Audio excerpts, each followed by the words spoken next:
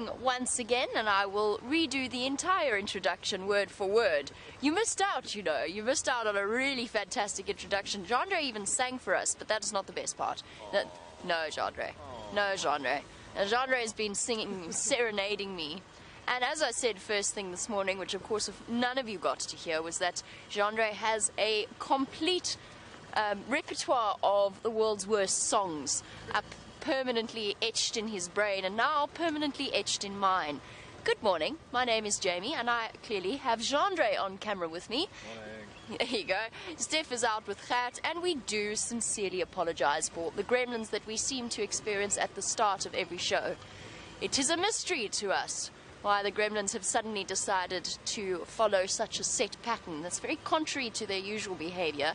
Usually it's completely unpredictable when they're going to strike, but it seems over the last few days to have sort of settled into something of a routine.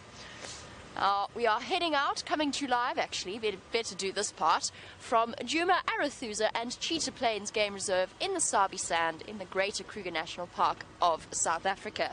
Not only are we live, but we're also... What was that? Was that a yawn? Am I boring you? That was Jandre, by the way. He has heard this many, many, many times. You can send through your questions on hashtag SafariLIVE on Twitter, or you can email through on questions@wildearth.tv. Let's try and see if we can't find something to keep Jandre entertained this morning.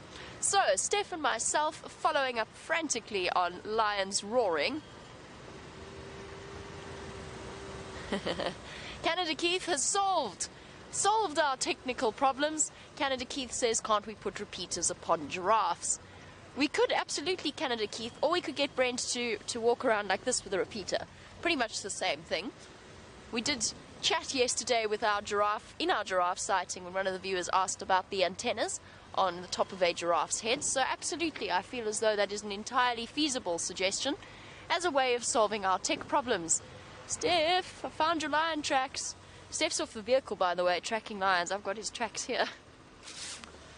Sorry, Steph.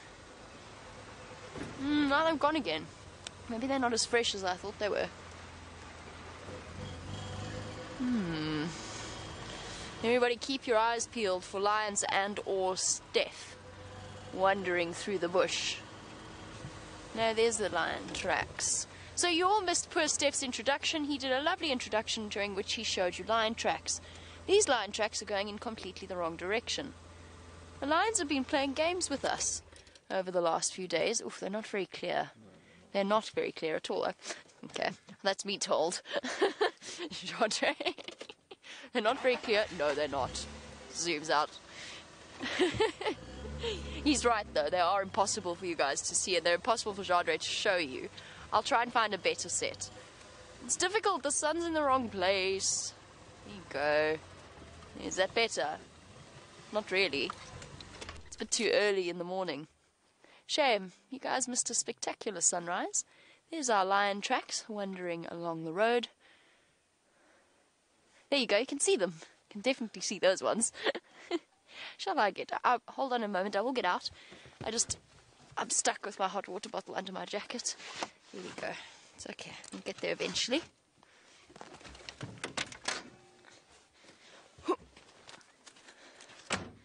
Okay. So for newer viewers, which set are we looking at? This one? Whichever you want. Whichever we want. Oh, fantastic. I've got the pick of the lot. So the lion tracks that we're looking at are here, which can be relatively difficult to see if you are unfamiliar with what lion tracks actually look like. But this is the back of this lion's foot with its 3 lobes. I am, of course, naturally artistic, so this is going to come out beautifully. There's one toe. There's another toe. That was sarcasm, by the way. My art teacher very kindly told me not to carry on with art throughout school. Lion tracks, big lion tracks. To give you a sense of scale, here's my hand next to his footprint, my beautifully traced footprint. It's the size of my hand. It's actually a little bit bigger than my hand. So male lion walked south down this road, and we're going to go find him. He was calling all through the night until about 2 o'clock in the morning when he went silent. And the Nkuhuma's picked up where he left off and continued to roar throughout into the morning. And I think we need to go and follow up on where this line was.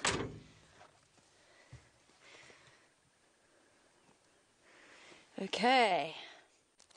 Tuck the hot water bottle back under the jacket. Bear with me a moment. It's not actually that cold. Nearly there. It's all gone wrong. It's all gone wrong. There we go. Much better. Apparently, it was... Actually, it's been so long since we first set out, I can't even remember what the temperature was meant to be officially. It's probably around 11 degrees, so sitting around 51 degrees Fahrenheit. Oh, my apologies, it was 13 and 56 when we set out this morning. So a positively balmy winter's morning here in the African bush. And as we spoke about earlier, but of course you all missed it, which is very most tragic, was the fact that it's too warm for July, which means that July is going to be up to its usual tricks and is going to trick us into thinking it's summer and then freeze. By the way, the beanie situation is very sad. It's very tragic. There you go. Justin's thinking along the same lines I am as I fix my ridiculous beanie, my ever so flattering beanie. Justin, yes, Fluffy Pom-Pom was cleaned. There's something running. Oh, hyena! Yay! No, where'd you go? I haven't seen a hyena in ages. Hello? Where have you been? And why are you looking so nervous? Where are the lions? Yay! Haven't seen our hyenas in what feels like forever. Hey, isn't this Gwen? Hello? No, it's not. Definitely not. Sorry, my mistake, I got overexcited. Look at this little guy. Half the right ear gone. Who on earth is this? And no tail. No tail and half an ear. Shame, buddy. You've been through the wars. Oh dear, I can't possibly stay with it, I'm afraid. This is the most impossible section. How interesting was that, I wonder? Those of you who are familiar with the hyenas before my time, which hyena was that? Was that the hyena that got caught up in that terrible fight with Scott? Where'd it go? Oh, I can't follow it, I'm sorry.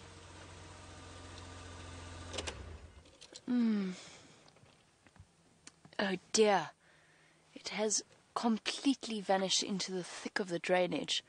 It's been so long since we saw a spotted hyena. I feel positively joyful at that sighting. Absolutely no idea which hyena that was.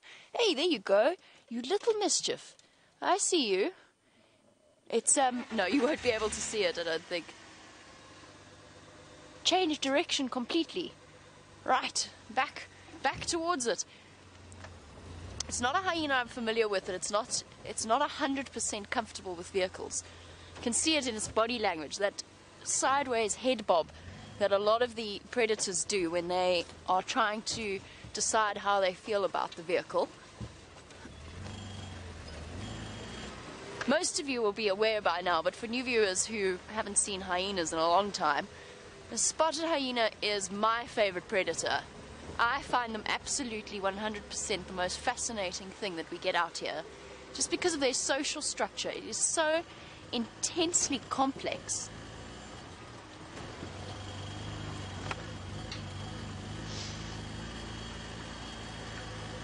Hyena came through here.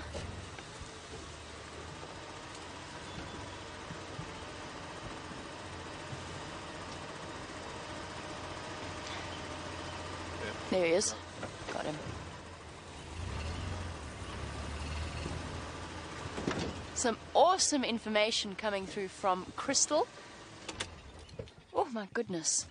It's okay, little one. See, he's not comfortable with vehicles at all. And in fact, I'm not even entirely sure he's comfortable in this particular area.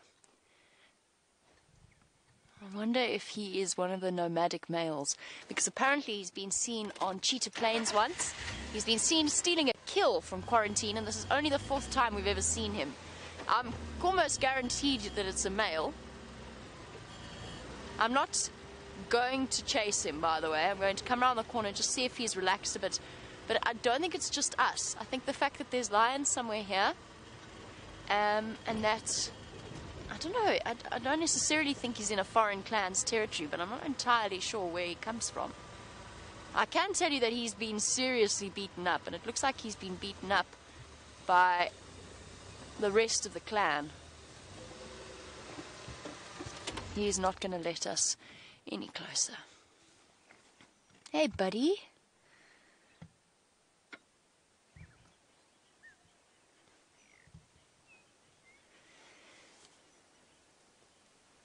Missing tail, half an ear.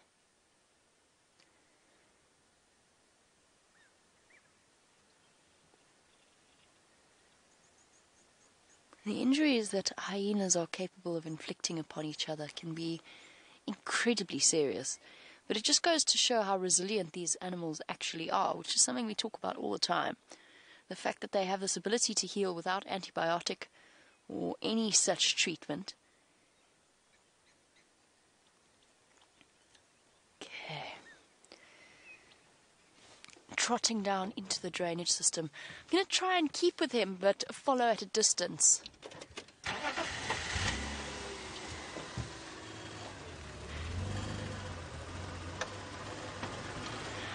Chris Rogue has said she's got no idea. Either we'll call him the mystery hyena from Elephant Plains, or we'll call him No Tail, the mystery hyena from Elephant Plains or Arethusa.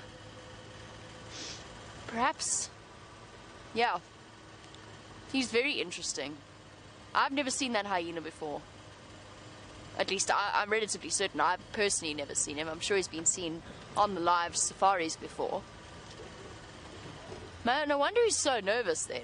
If you're suggesting if he's from Elephant Plains or from Arethusa area, then he is definitely going to be a bit nervous in the heart of the Juma clan territory.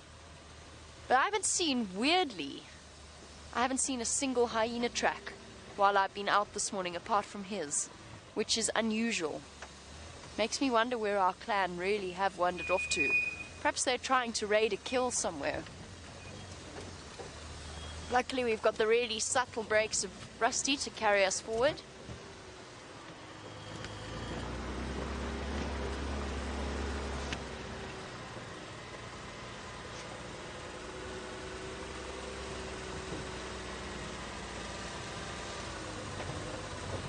Oh, whoops. Whoopsie. I shouldn't actually be on the damn wall. Whoops, that was a total mistake. My mistake. Hello, guests. I'm sorry. No, they must be out on drive, surely. No, they must be. They can't possibly still be here. I don't see the hyena anywhere. He has scarpered.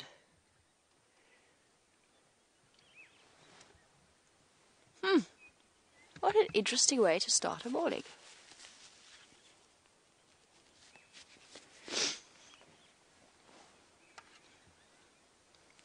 Perhaps he might be going for a drink. Oh well, we're here anyway. We might as well carry on. Oopsie. The guests must be out by now.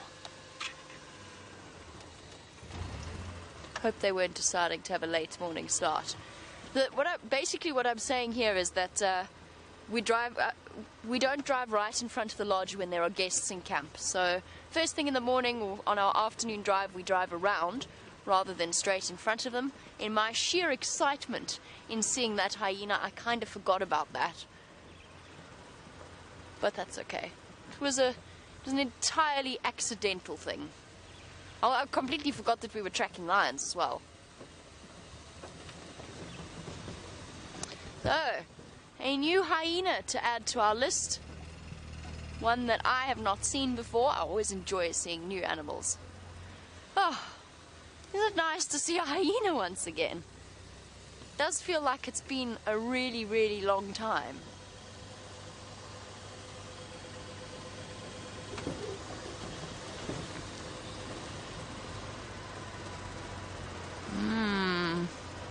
That's true. We also haven't had a hyena visitor in camp for a long time. I wonder that our whole clan seems to have shifted. I don't even think Gwen's around anymore, to be completely honest with you. I haven't seen... We used to see her tracks every single day walking around outside, and I haven't seen them for a long time. Well, I say a long time, 3 days, which feels like a really long time. We haven't heard them. That Nyala carcass wasn't found. The one that we saw yesterday on the sunset safari, that was finished off by vultures rather than hyenas. It seems as though our clan have temporarily abandoned us, which I'm going to try not to take personally. I don't know why they've all gone running into Manuleti. What? Maybe, you know what? I suppose there's a potential that the lions, the amount of time that the Nkuhumas have been spending here might have something to do with that move. Because they have moved, most definitely. Okay, our hyena has dashed away. He's gone into the drainage system, so into the river system that runs close to the dam. I don't want to follow him too much because he clearly isn't comfortable with vehicles. I don't want to pressure him. We did have a nice view of it, but he has managed to escape us.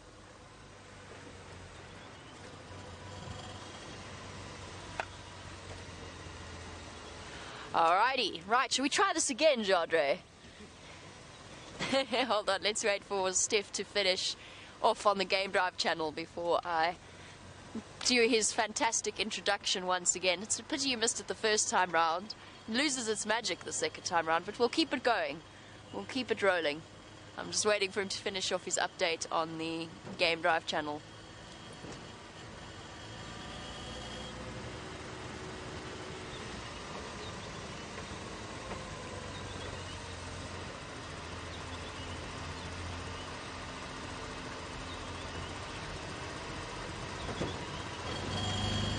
Okay, right. Some say he was raised by a friendly family of battaliers. Others say that he can see in multiple spectrums of light, which is why he's so fantastic at finding scorpions. All we know is we call him Steph.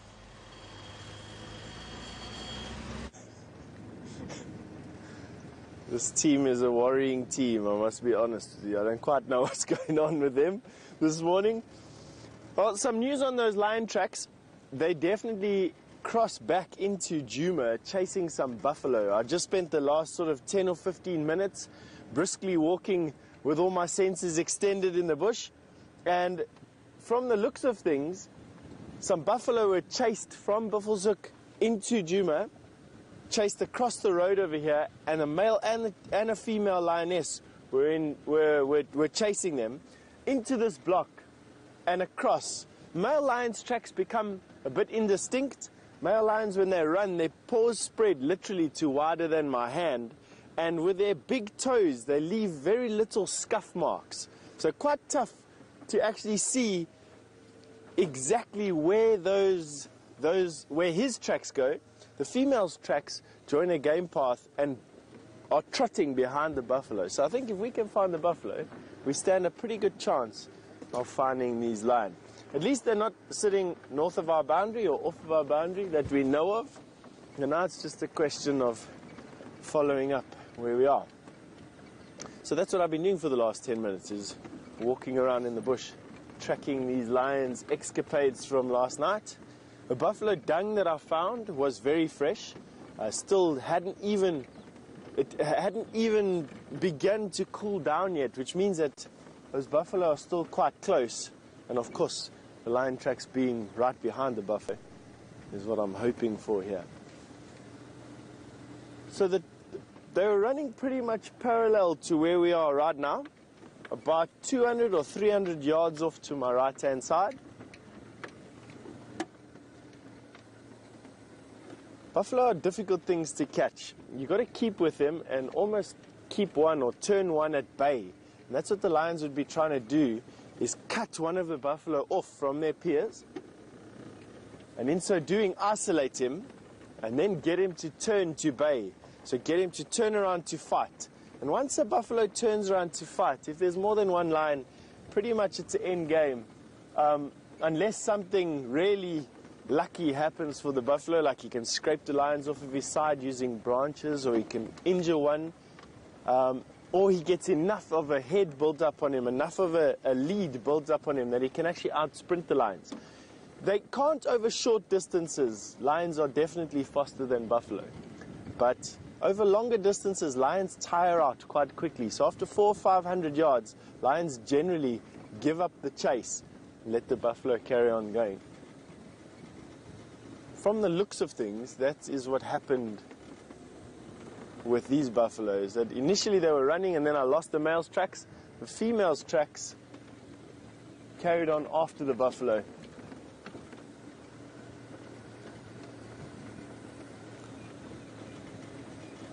Now what I'm doing is I'm just sort of slowly scanning this area. This is an area that I've seen the Birmingham boys in before. They quite enjoy walking along this road and marking the grass that's found on either side.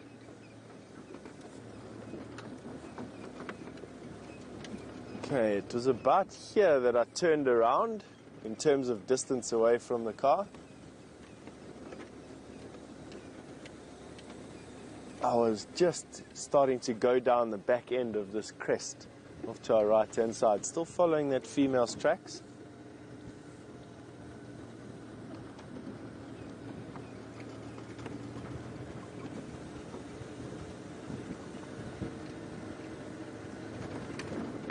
Oh, what a nice day. It's quite bright actually. As I was walking, I started to see these scuddy clouds. Have a look at this. I think Jamie's prediction is right. I don't know if you'll be able to see these clouds above us there. You'll see they're moving quite quickly. Those ones are also moving quite quickly. And that, I don't know what that's going to bring. But definitely, clouds moving that fast and that low this time of the year definitely means something is happening in the atmosphere above us. Looking forward to seeing what. Why clouds on top of this hill? Well, quite easily, we're on quite a high ground. What's happening is the air masses are coming along and are actually low enough to hit this hill and be forced up. And as they're forced up over the hill, they cool and condense. And it creates this cap of clouds. And so we get this rushing of clouds. And it always looks like the clouds are moving, but there's always a cloud there. And that's because as the air mass goes up, here forms the cloud. As the air mass goes down, it drags the cloud with it, but the cloud then disappears back into moisture. And then the air coming up behind it clouds. So that's what's happening. And that's why we can see some clouds. Although, just because I said that, the clouds have disappeared again. All right, I tell you. I don't quite know why I became a field guide. Every time I open up my mouth, something else happens. A lot of 17 years of study, and I still can't really tell you what's going on.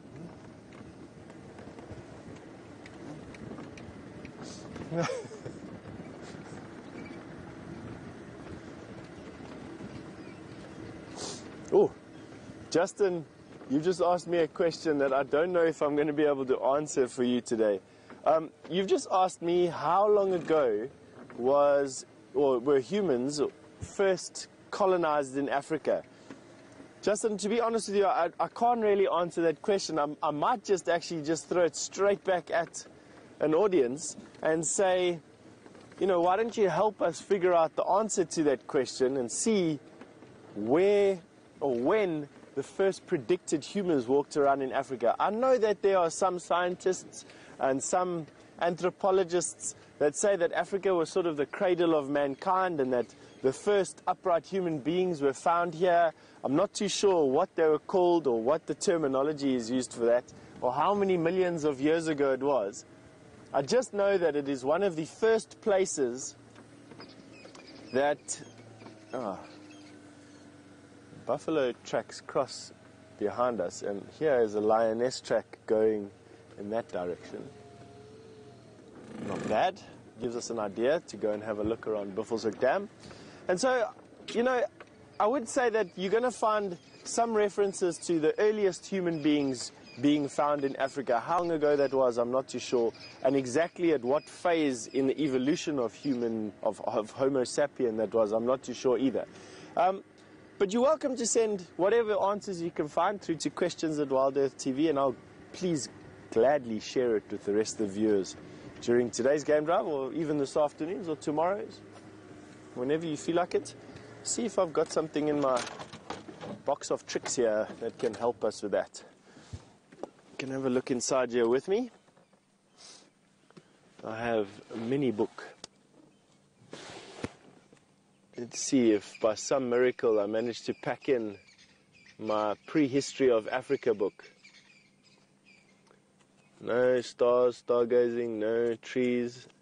I have a cookbook. Yeah, I have a cookbook just in case I get lost. Behavioral guides, snakes, tree names, tracks and signs. No, no, no. No, no, birds, bushveld. Let's see if maybe it's in my bushveld book.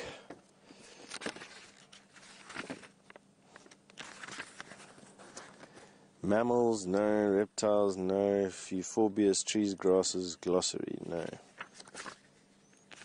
Ecology. Maybe, just maybe, we're lucky and there's some anthropology in here. No. Sorry, I don't have my prehistory of Africa book with me, unfortunately. So I'm going to have to leave it up to all of us to help one another to get the answers to that particular question.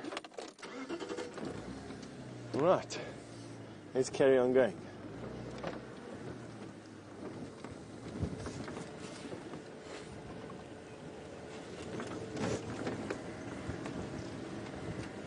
So we had one female's tracks going back that way, which is not uncommon. Buffaloes sometimes switch back on themselves, and it looks like the buffalo that I was following came across this crest and moved down into this drainage line off on our left-hand side. And the lioness circled around in front of him. The male lion's tracks come out on this road. Goody, heading in this direction. That's nice. I'm just actually going to call that in because that's quite important information for this network of guides that are helping us find these lion.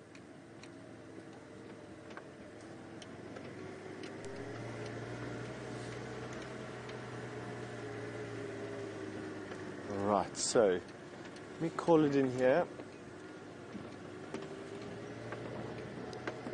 The stations, the tracks of that male lion come out on Hyena Road, mobile south towards Central.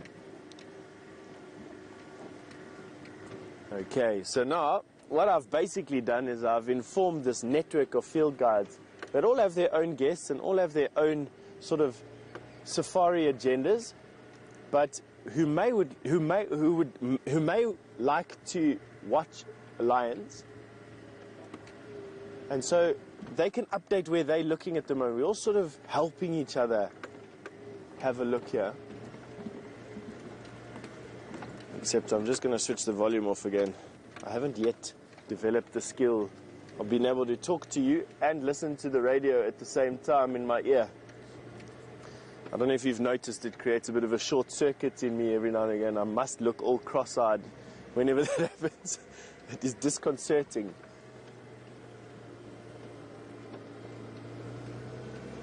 Right.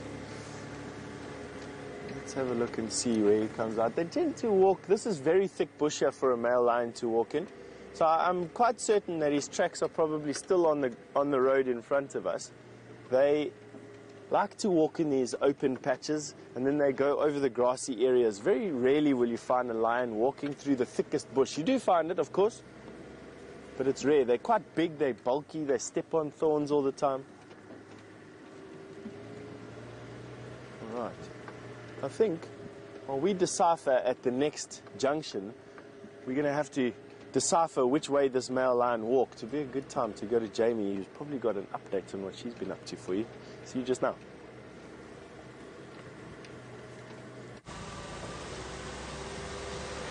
Well, in a somewhat devastating turn of affairs, the hunting lions decided to catch the buffalo, or managed to catch the buffalo, not decided to catch the buffalo. They have caught the buffalo on Buffelshoek, just north of our boundary. And where we've been looking the entire time, where Steph was off the vehicle tracking, they were indeed chasing buffalo. They have chased it completely off into Buffelshoek, where they are currently feeding upon it. There's 3 females and 1 male, so that doesn't preclude a chance for us to see lions. There's always the chance. There is another male somewhere here, or one of the females. I'm going to keep helping Steph try to follow up. I'm going to go and check Buffelshoek Dam, in the hope that they are going to pop out somewhere here. We might actually meet up with Steph in a moment, and since he was coming along down Hyena Road towards Central, I haven't seen any lion tracks here. I did see lion tracks going back north on Gowrie Cut Line. Remember when I pulled over and said these tracks are going the wrong way? And I think the male lion that we're tracking is turned around and gone to that buffalo kill. Oh dear. And it sounds as though it's a very, very recent kill as well. Oh well, such is life. For those of you who aren't understanding exactly what we mean by this, there are certain places where we can't go in the reserve. There's certain places where everybody can't go in this reserve. And one of those places is Buffelshoek. So the rest of the vehicles in this area can drive there. We unfortunately cannot, because, well, for lots of reasons, but we can't drive there, which means we can't go to that lion kill, which means we have to focus on finding our own lions. It's fine, we'll find our own lions as we go along. We'll see what else we can find. Oh well. Such is life. There's still Karula to find, of course, and Herbert is on the tracks of a male leopard. So perhaps for now, I'm going to abandon the lion search and go and turn it into a leopard search for this morning. Go and see whether there's any sign of Karula making her way back into Djuma. Oh, I was going to tell you about that. Last night on our way home, there's tracks here. This is female. The lioness walking along this road. Hold on. Before we abandoned our lion search completely, I'm sure this must be the lioness going back to the cubs. These are fresh. Hold on. Let us change our mind for a moment. There you go, the tracks there.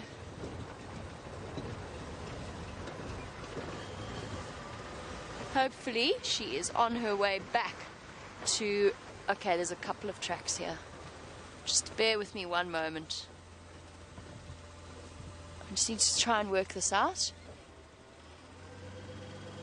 because I think I see a male's tracks as well.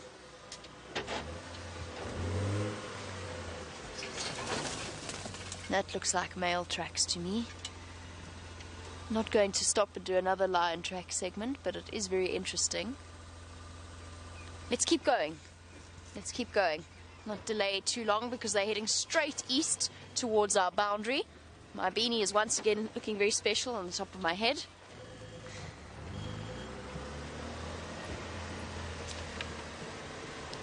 Steph for Jamie.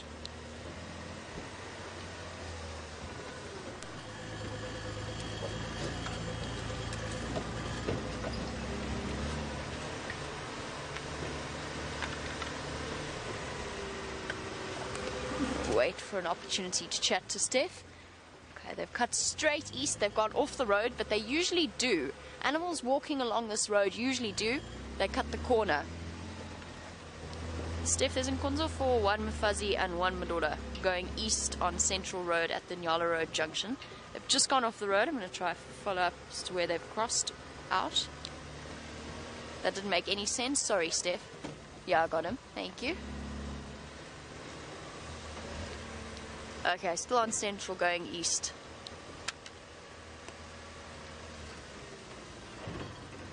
Okay. Where, oh where, are these lions? This, I don't think, is the same pair. Oh, this might actually be the mating pair that we've been searching for the last 5 or so days. To the point that it's getting ridiculous. They've gone off the road again.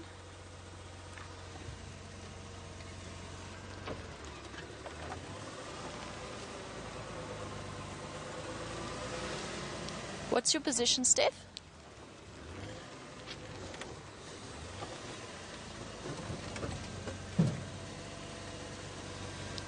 Okay, copy. I don't know if you want to take Nyala Road north, see if they're coming out towards Buffelshoek Dam.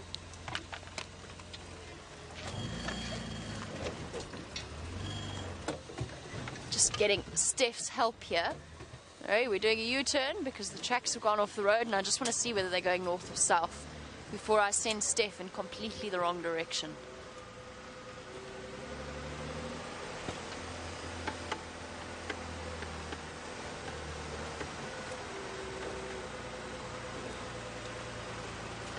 Where, oh where have these lions gone?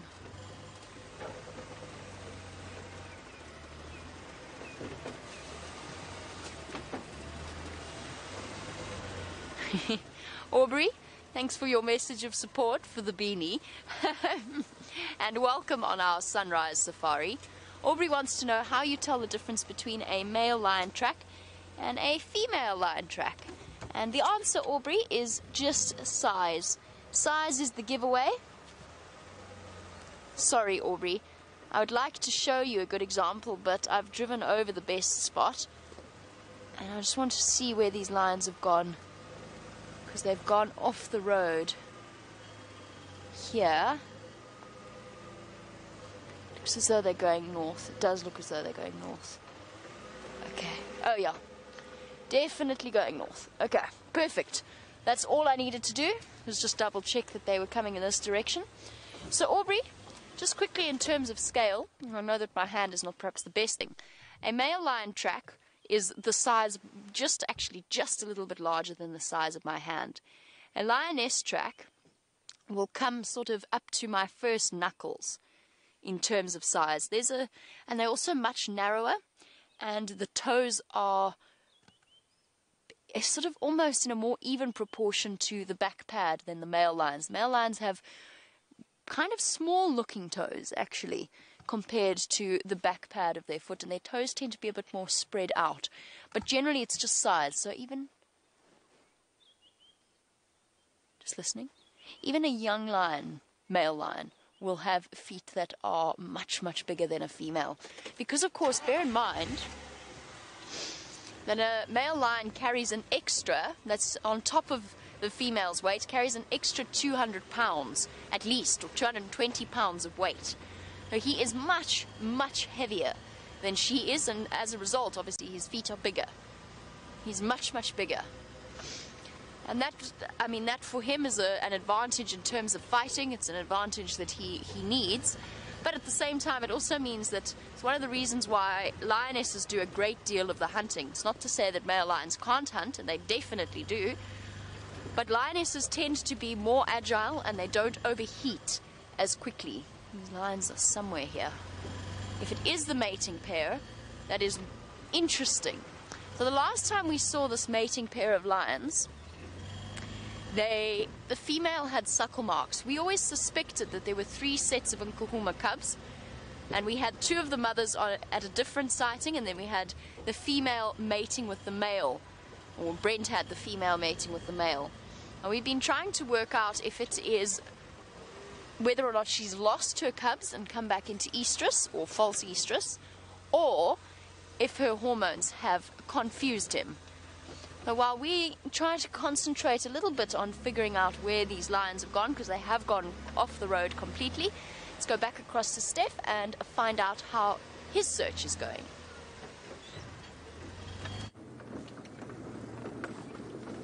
Yes, we're busy running a tracking system here today, second to none, myself and Jamie. Working as a team, working with all the other rangers in the area here, trying to figure out exactly what the puzzle is and where they're going and what they're up to and everything else needed to do that. Not the easiest thing, I must be honest.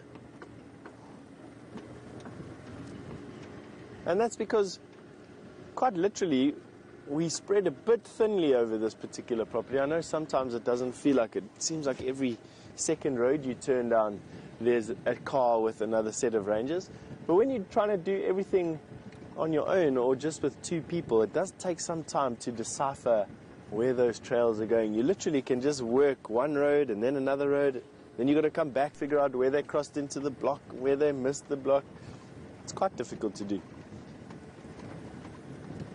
Hence, me saying and have believed for many years that a very robust tracking team made up of skilled trackers in an area like this is just invaluable. I was lucky enough at some point in my career to work with probably the world's most experienced tracking team, professional, commercial tracking team. And very rarely have I come across a team of such professional gentlemen who were so supremely skilled at that craft, could work together and quickly unravel a mystery in probably some of the most difficult tracking terrain that you can find in Africa. Very rocky hills, very little sand substrate, very little vegetation. And yet these magicians would pull out the most amazing sightings and just keep on performing all the time. So what we've done now is Jamie had the tracks of those male and female. She had them on Central Road, and basically we are running now parallel to Central Road but on the other side of a largish drainage line that splits between the two roads. Now what I have got on the road in front of us, lots of buffalo tracks moving up and down here, not so fresh. And buffalo are a favorite food of these Birmingham boys. I recall just a couple of months ago hearing a story from a neighboring property that said that they managed to kill, I think it was 7 or 9 buffalo in one night between 5 male lions. I mean, that's carnage, but it just goes to show that they're very good at hunting buffalo. So wherever they grew up, those boys, on the farm just on the I think it was on Birmingham, up north of Manyeleti, there must have been lots of buffalo there. I know the Timbavati River runs through there, and it's well known for being buffalo infested. Lots of stories throughout the ages of the Timbavati River and its buffalo herd.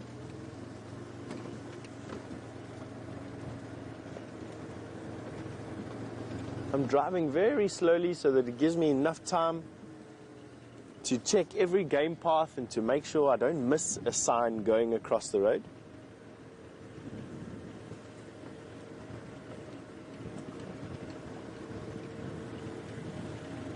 This is very close to where we saw that female elephant missing the tip of her trunk yesterday with a youngster, a 6-month-old baby. I wonder if she's still in the area. Nice to know how far they sort of move in one night here.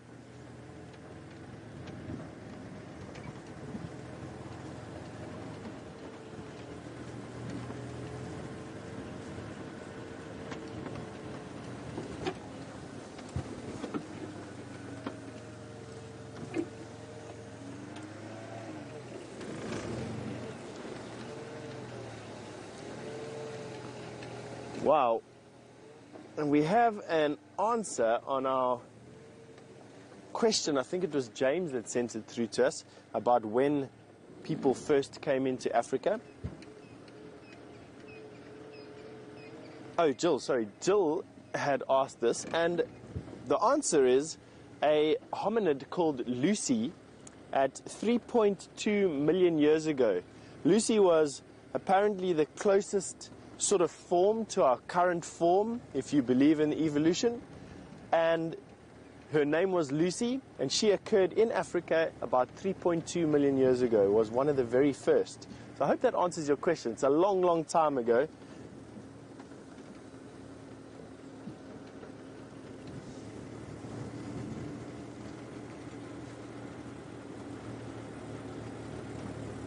Ah.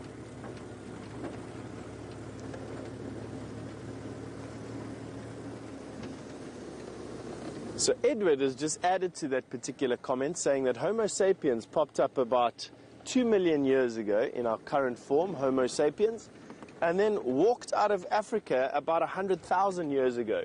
So all pointing towards the fact that, you know, it hasn't been that long. I mean, considering the fact that a shark or a tortoise has been around for 200 million years, being around for 3.2 million years might sound like a lot, but it's not really. It's just a flash in the pan. There's a couple of analogies using a length of string a mile long, and humans are only the last millimeter in terms of the Earth's age, and dinosaurs are the last. I don't know what the whole thing is, but it's actually quite interesting to see that we've had such a massive effect on our planet in such a very, very short space of time. We've been able to colonize almost every single part of it. We are able to utilize almost everything on it. And it's just very interesting to see that, you know, in the Earth's history, I suppose when the dinosaurs were walking around, the Tyrannosaurus thought that what could be better than me? I suppose in another, let's say, 100 million years, obviously with the gift of foresight, or hindsight, I should say, we'd be able to say, wow, can you imagine what's going to be walking around then? It's not really, quite difficult. Right, now there were some lion tracks that came out on the road now, walking in the opposite direction. Now, I don't quite know if they're fresh or not. It's difficult to say. See, you can see that there's something walking around. I'm just looking for a place where I can pull over and have a proper look. No. Only the ever-present hyena. Must be honest, I think at least a hyena walks over or across or on every single road at Djuma every single day. They cover the most exceptional distances. I read a book once that referred to hyenas being able to cover 60 kilometers in a night. I think that's a little bit exaggerated. 60 kilometers is a long, long way for a single animal to walk that needs to find food, drink water, scent mark, interact with a clan. I think 60 kilometers, even at a full sprint, would be difficult to cover. But even if it's somewhere close to that, it's still an exceptional amount of kilometers for an animal to cover in one single day. They're definitely built for endurance, built for those long-distance treks, searching for food. I don't think they'd need to walk that far in this particular area. I think with the amount of leopard that we have here, they definitely are not going to be shy for food, that's for sure. What is that? It's Jamie. I thought it was an elephant. I think the last thing on earth that Jamie could be compared to would be an elephant, the waif of a girl. At least I still know that we're working together. All right. I think since we've seen Jamie, let's see what she's been up to while we've been talking. We're going to send you over to Jamie and catch up with you in a bit.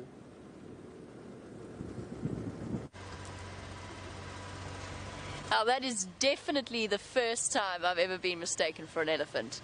Definitely a first. Hello, Steph, wherever you are. I've been trying to get a moment to speak to Steph on the Game Drive channel, but I have to be honest with you, I've given up. I can't even get a word in edgeways at this point, and I'm actually going to turn it down a little because it's drilling through my brain. No, we've got the lioness. The lioness and the male lion tracks popped out around this road, and Steph will find them now, which is why I'm not too concerned about my inability to reach him on the Game Drive comms, because I know he's going to find them. He'll see the tracks as well. The difficulty is that somebody's driven along this road. In fact, somebody's driven around this whole area. So these lions, I think they're somewhere here, unless they've decided to go along Buffelshoek cut line and go back towards where that kill is. That is entirely possible. It's just trying to puzzle out exactly what it is they're doing. So I'm going to do one more loop of Buffelshoek Dam, and then I'm going to start heading back further to the southern area of the reserve to see what we can find there. I'm hoping to encounter Karula, since yesterday she walked right up to the vehicle and gave us it was just Dave and myself having a wonderful time. as she walked up, looked at us, looked at Dave, looked at me, and then went in front of the car and used us to hunt a group of impala. She wasn't successful with them, but she was very clearly on a mission. I think we're going to go and look for her after a little bit, take ourselves out of this search for these mystery lions. But let's just go and do one more check around the dam and one more check around the den site.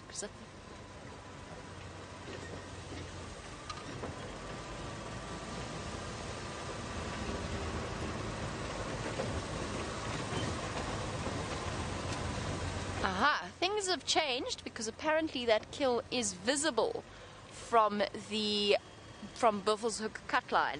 Now, unfortunately, there's a queue of about 500 people waiting to see that particular sighting. But what I will do is I'll try and call myself in and see whether or not we can get a spot on the boundary. Because we've got the good the good zoom on this camera, we will go and we'll try and have a look and see if we can't get a bit of a view of whatever those lions are up to. So bear with me one moment. I'm just going to try and call myself in. I'm going to attempt to. Our stations, can I get a standby to have a look at that Ngala Bamba from Buffelshoek Cutline?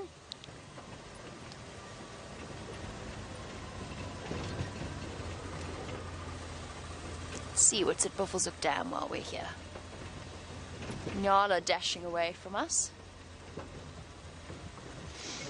Luckily we've got instant response on a Game Drive channel that is usually so vociferously noisy. Just some impala, glancing nervously at the water's edge from the opposite side.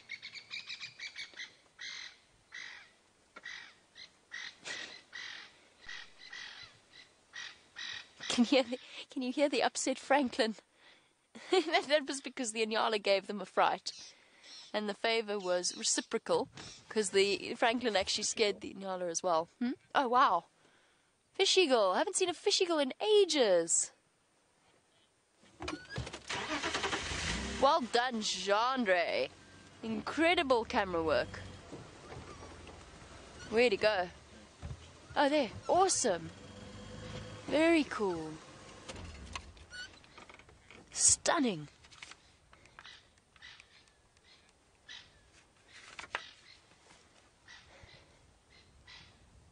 It's been such a long time. Well, no. Well, yes, actually. It's been a very long time since we've seen a, sorry, that was my fault, fish eagle on Djuma itself, just because there's not much really for, as you can imagine, for them to fish in the various dams. But this one has decided to come to Buffelshoek Dam, one of the most iconic of all of the African bird predator species, or raptor species, and definitely one of my favorites. Oh, no wonder the Franklins are so upset. They saw him coming before I did.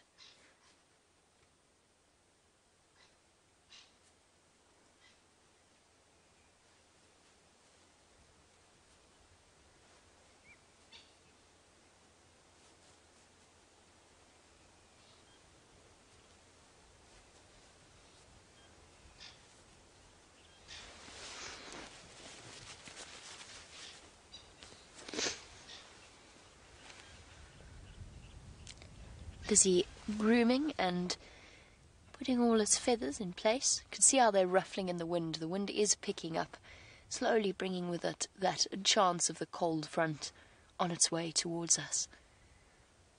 I feel as though the fish eagle, the African fish eagle, has one of the most impossible calls to imitate. I said that once on Drive, and Brian promptly proved me completely wrong by doing a perfect impression of one. I cannot do it. It's a high-pitched whistling cry that is beautiful to hear. Genre? Oh, hold on.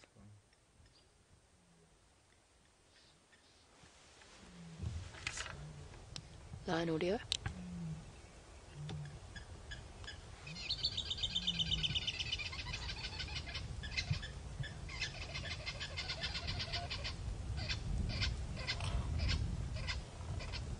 Huh. The lions are still here, everybody. Now, where on earth did that come from? That sounded... Let's just wait and see if they call again.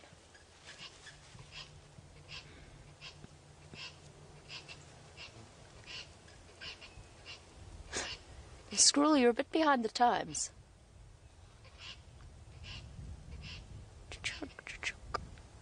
It's alarm calling at the fish eagle.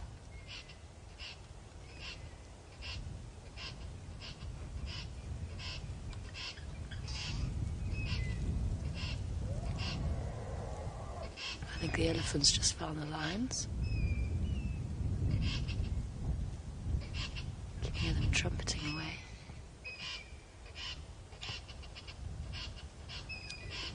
And one very, very angry squirrel. Don't you think a squirrel alarm call sounds like a witch's cackle?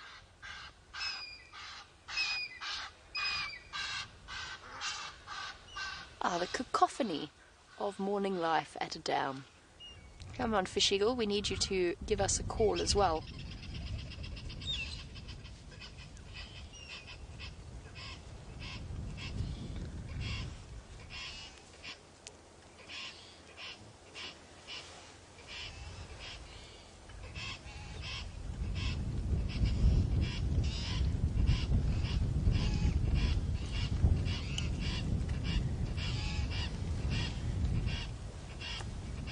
Such a beautiful bird. Sorry guys, I'm just listening really, really intently to hear whether or not we can hear the lions roaring once again. The wind is gusting, so it might be distorting the sound slightly, but I would guess at somewhere around central, where we've just come from. I think that we were very, very close to finding them.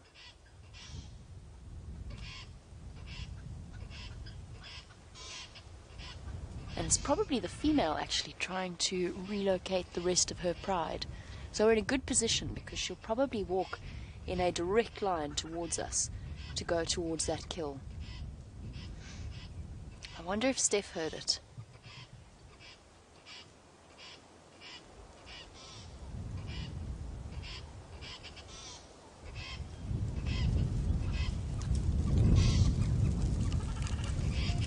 Our beautiful fish eagle is giving himself a jolly good groom first morning. I really want to go and see if I can't find where these lions were roaring from. But while we head across in that direction, let's go across to Steph, who's got one of the most beautiful antelope.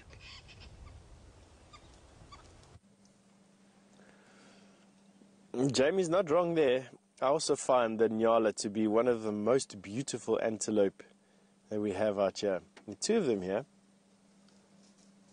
Two beautiful bulls, and they are trying what it seems like to eat the fruits of the fallen greenthorn or this torchwood, picking up what they can off of the ground. They're generally browsers. They don't eat grass, even though at the moment it does look like they are. And these are two youngsters. And I know that they're young because the tips of their horns, the last inch or so of their horns, face one another. They're not parallel to one another, and they're not splayed apart from one another. The last inch or so of their horns. Hopefully this one will turn towards us. Oh, there you go, and it just dispels it. That one is a little bit parallel. He's a little bit older than this other one. This one that's hiding himself behind the tree here, he's a youngster. I'll show you now as soon as he gets himself out from behind the tree. There you go, you can just see those horn tips there, pointing towards one another. A young Nyala frantically picking up some leaves. I think what's happened is the wind is perhaps blowing some leaves off of the trees, and they're picking up the fallen leaves. There's this bank of cloud that has developed off to our south, a very ominous looking cloud. It feels the temperature has dropped a bit. It feels like there's a cold front on the way. But in any case, it's not going to change the outcome much of any of this. All right. So, what I think we do, let's make our way, carry on making our way down this road. This is Central Road. I know Jamie has just heard these lions giving a contact call to one another. We've also just heard an elephant here somewhere. And so it's all happening. Just a matter of trying to find it. That's it.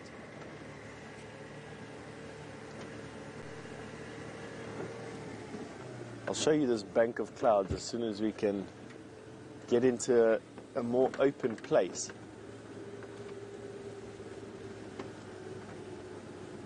You can see it basically there in front of us over there. You'll see, there you go. That, basically from that horizontal branch all the way down to the horizon, is a thick band of cloud. Going to be nice to see exactly what is going on here, what transpires through the day. Tonight might be a very windy night. And with these cold fronts brings a very big fire danger.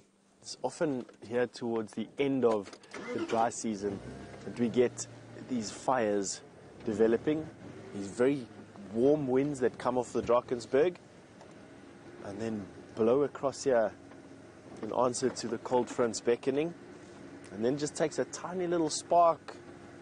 Could be anything. It could be pops of methane gas in termite mounds. I've heard someone say that once, to just being a little bit careless with anything from fireplaces to lighting, whatever.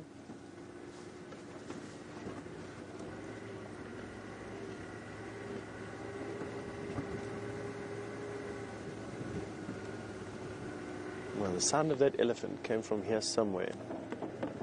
Probably closer to the drainage line. This area in front of us is renowned for elephant and elephant activity.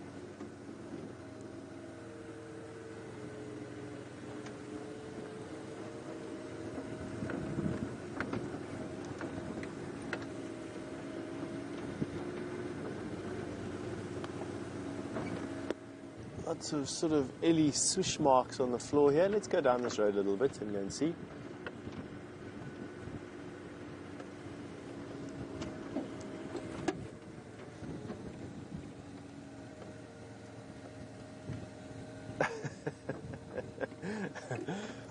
There's a new viewer that's joined us with the most epic Twitter handle, Ghost of Jiminy Cricket. You've just joined us for the first time. Well, welcome aboard. And basically, you've just asked, what is this whole SafariLIVE thing? What's going on here? Well, Ghost of Jiminy Cricket, you basically have just joined the world's largest safari vehicle. It's live, which means that what I'm looking at right now is what you're looking at literally just a couple of seconds later, and I'm going to prove that to you now by showing you a kudu, which I've just spotted as you were speaking to me.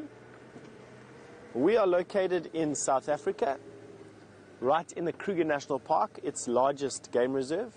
We are on the western side of that game reserve in a privately owned piece of it called the Sabi Sand Wildtuin. And there is a female kudu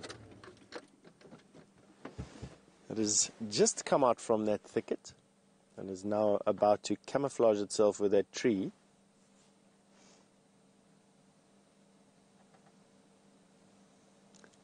So welcome. That is your first animal. If you just joined us right now and stumbled onto the website now, we have many in our community that have been coming on Game Drive with us for many, many, many years. And I'm sure you'll see from all the social media activity that there's a very thriving community there that will, I'm sure, welcome you with open arms. And you'll quickly come to learn that we have in our area, we share what we drive around in with some animal characters and some animals that we see on a regular basis. Lion and leopard, most notably elephant, certain buffalo, certain kudu, certain impala. And basically we go out twice a day for 3-hour stints, twice a day, in the mornings here and in the afternoons. And we try and find these animals and share their lives with you. And we do this as unobtrusively as possible and with as much care and attention given to the animals here. This is their home. We live here, but this is their home.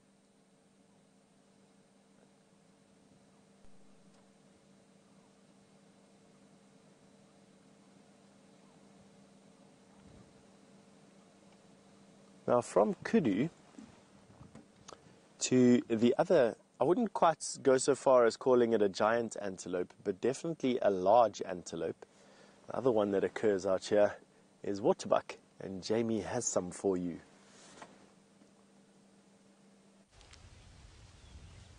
Slowly walking off into Torchwood.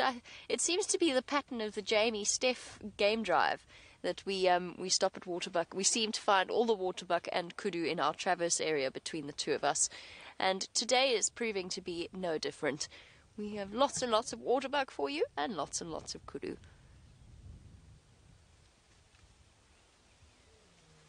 Oh, there's the lion again. Earpiece out.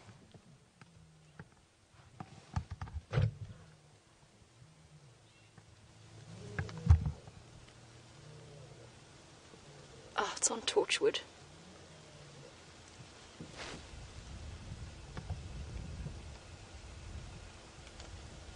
Oh dear. And just by the way, obviously I'm trying to listen by making myself look like a ridiculous human being, but just by the way, the lines are not visible from our cut line. They're visible from a cut line, but that cut line is outside of our traverse area. So either way, we couldn't actually go to that kill even if we wanted to. It's a little bit further to the east. Of course we wanted to. Just hold on, because this lion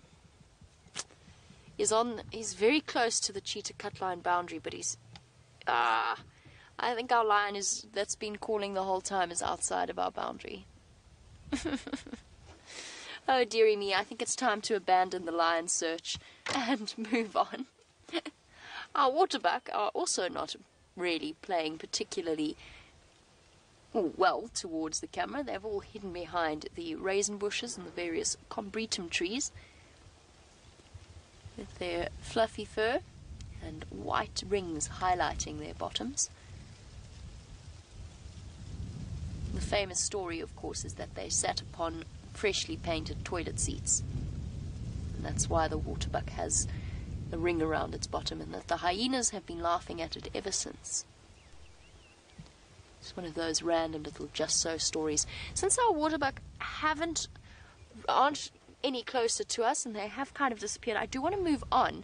I want to just go a little bit further south along Cheetah Cut Line, maybe, just maybe, on our eastern boundary of where we can drive.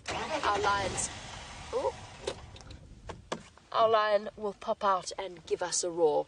So while we go searching for him, Steph has found the animal that we were listening to earlier, which is a squirrel.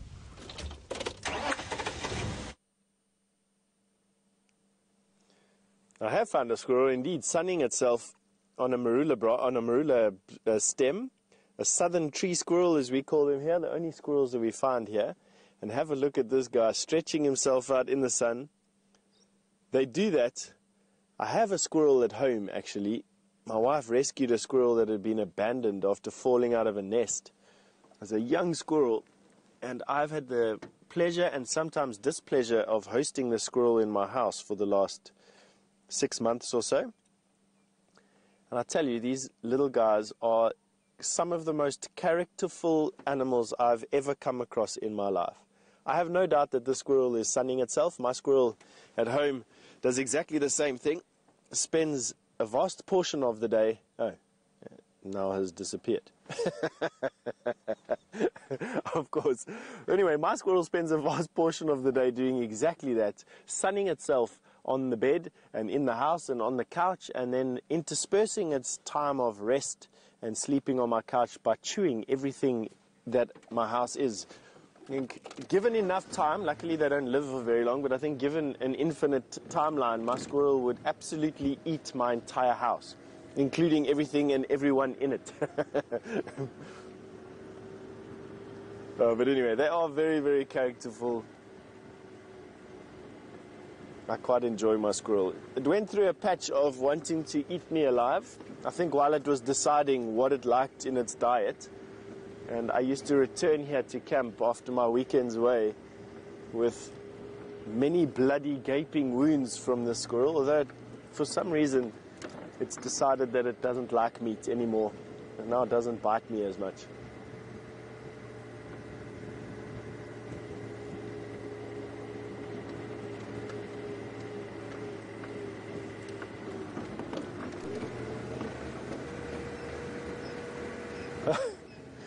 Twitter handles are coming in fast and strong today. Welcome to Fuzzman Sparkles. Wow. You have to let us know how you came up with that name. Fuzzman, you asked me what species of squirrel that was. That was the southern tree squirrel. The southern tree squirrel. And that is the only squirrel that we find here. Not the only rodent we find here, but the only squirrel that we find here. Relatively abundant. They live in these small family groups made up of a mom and dad and then successive generations of youngsters. The most of which I've seen is probably around about 5 to 6.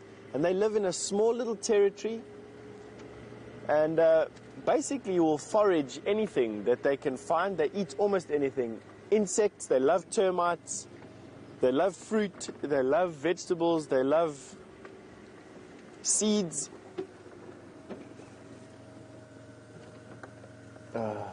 These lions, I tell you, I don't quite know what to make of them. They're driving me insane. I found the tracks of those lions that Jamie can hear.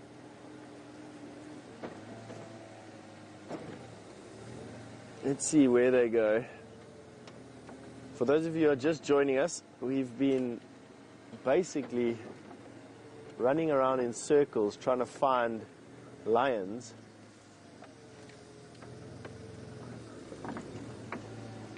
That have been keeping us awake literally non-stop since about 12 o'clock last night. They've been roaring their heads off, and we've managed to track them literally footprint for footprint from our houses where we stay to right here where I am now. This is the last place that I found some footprints, right there. For the life of me, I can't imagine what these lions are busy doing. They have the ability to walk around in circles, especially when they're hunting or they're trying to find one another, or for some reason or another they have just decided to run around in circles. On a windy day like today, lions make the most of the wind by basically hunting into the wind as much as what they can. And that is, I think, what's been happening here. Now, the reason why I switched off is because Jamie has been hearing contact calls from a female lioness coming from this particular area. This is the last place that she had tracks of those lions. I think what I'm going to do is just sit here for a few minutes to see if we can hear anything. The sound of the cars, although these cars are incredibly quiet, the sound of these cars does hamper our ability to hear in the bush most of the time. And so by switching the car off, I'm able to listen to alarm calls, these contact calls, hopefully sound from somewhere close by.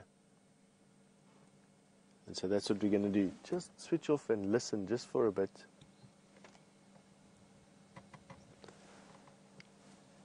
Have a look at the bush around us.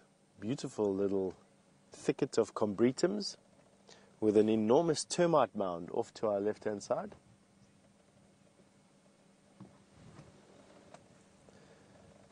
There's this big termite mound, much bigger than my car. And while I think we sit and listen, I think we're going to send you over to Jamie, who's probably got an update on what she's been busy with.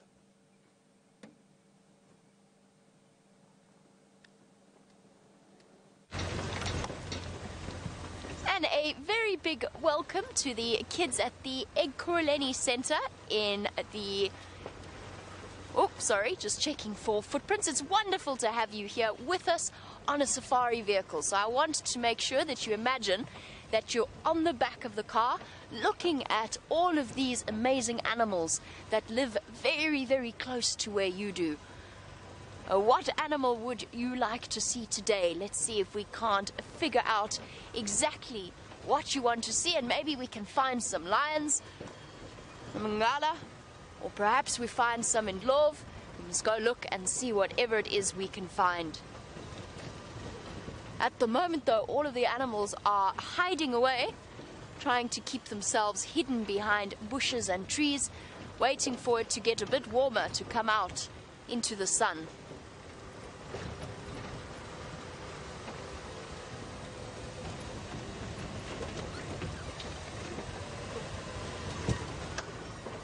You've got to look carefully, see see if you can find the signs of the animals walking through this area. Steffi's listening for the lion roaring. We're looking for a leopard today. We're going to go see if we can't find a leopard that I saw last night walking along the road looking for something to eat.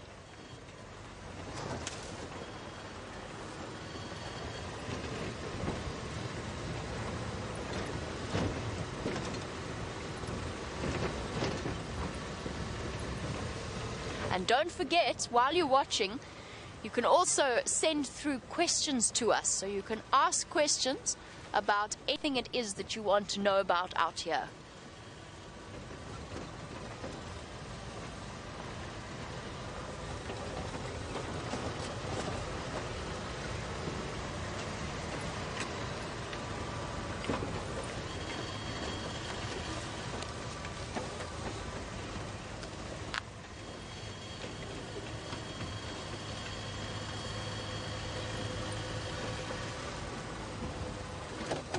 Haha!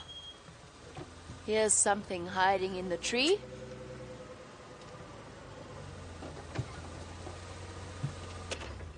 So hidden away, I might not have spotted it if I wasn't looking really, really carefully. It's a small owl. Hey, you don't often get to see them during the day with the sun shining on him. Now, you will all know this owl. It's the one that goes...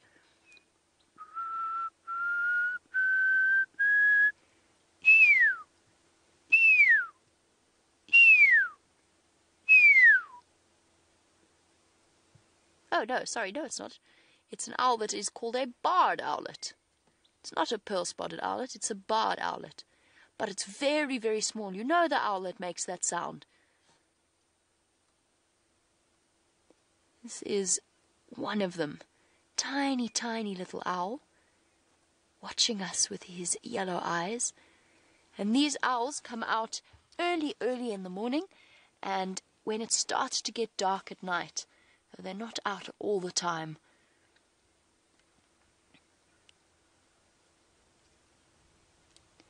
And see the sharp claws wrapped around the branch underneath him.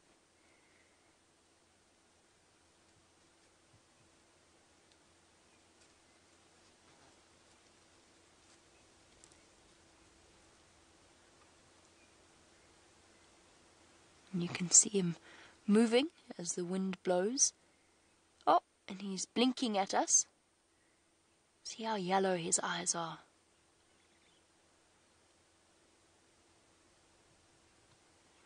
And this is a very good bird. It's a very useful bird. Catches things like mice and rats, even sometimes small snakes. So it's a bird that is very good to have around your houses, to keep away things, and even squirrels it will catch. It stops them from eating any food that they might get into.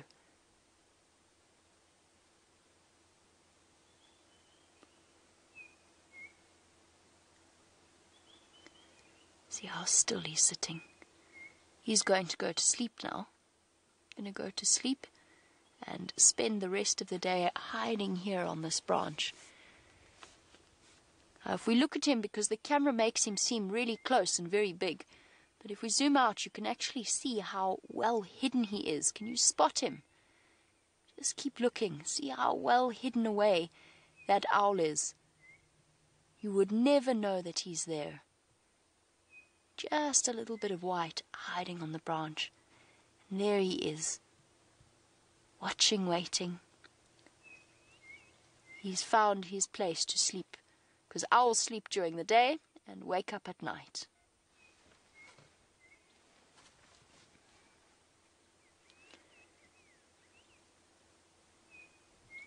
Look how pretty he is. Look how pretty the feathers are. It's a little African barred owlet.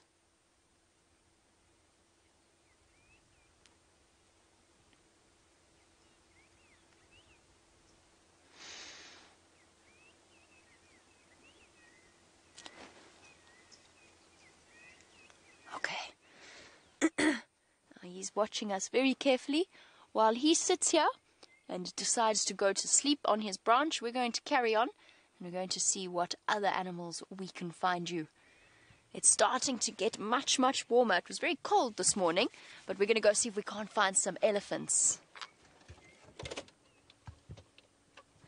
And Fiona from the Ikuruleni Center, I really want to show you a leopard. I'm going to try and see if I can't find you a leopard.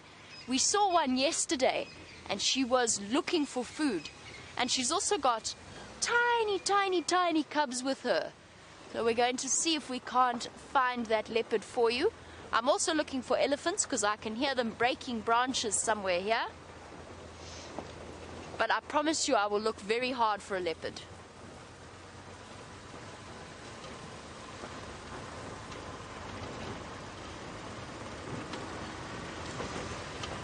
But you must help me. You've got to help me look for the leopard. You've got to look for the spots and the white under the tail. And Amokalani, why was the owl not asleep? That's a very good question, because he was sitting watching us. And as you know, owls like to sleep during the day.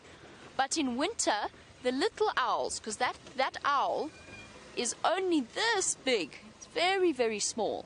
The little owls actually are in winter, when it's cold like this, they're out in the early mornings and out in the late afternoons. And they do that because there's big owls during the night that might try and even hunt the smaller owls. So the little owls are out during first thing in the morning and then at night. And I think he's just going to bed now. It's kind of like he's got home at the end of a long day and he's settling down, getting ready for bed, and then he's going to go to sleep very soon.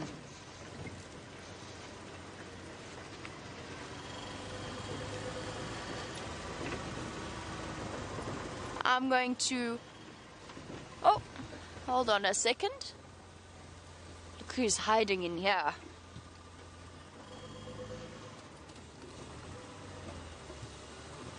Down in the drainage line. He is hiding. Oh, see how carefully he's hiding behind the trees. I'm sure you all know this is an Inyala. It's an Inyala bull. It's a male Inyala. There you can see his horns at the back. But he's hiding from us. I know. Let's go forward a little bit and maybe we can see the other Inyala hiding in the trees.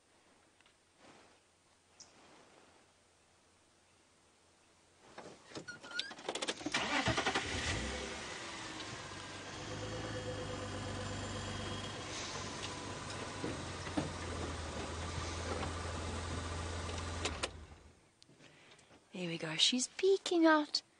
There she is. Can you see her? Hiding there. Oh, this is a girl Inyala. This is a female Inyala. They're much, much lighter brown with the white stripes.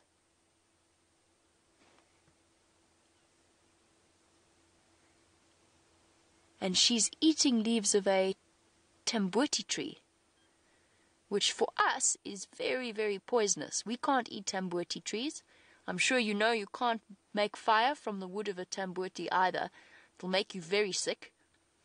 But for these animals, they can eat it. It's not poisonous for them. It is poisonous for us.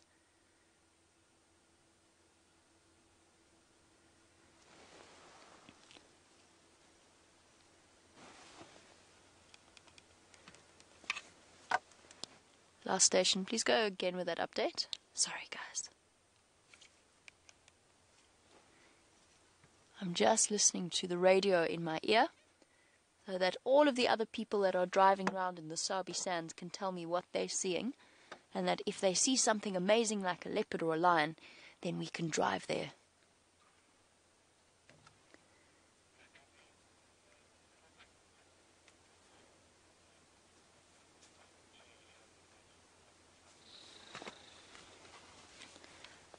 Copy that, thank you.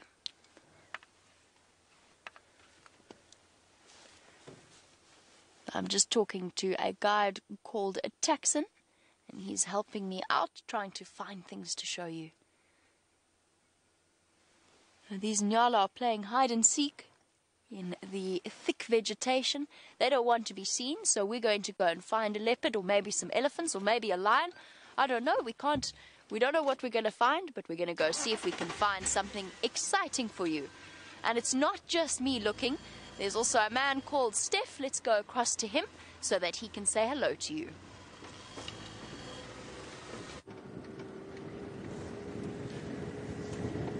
Yeah, Minjani. All right, that was the Shangaan greeting to the school that's just joined us, and also to teach you a little bit. I'm not as good as James is in Shangaan, unfortunately. Back at these kudu. That is a female kudu. She doesn't have horns. The males have horns, these long corkscrew horns. Let's see if we can go forward a little bit. There's a young male that is with this group as well, and we should be able to see him.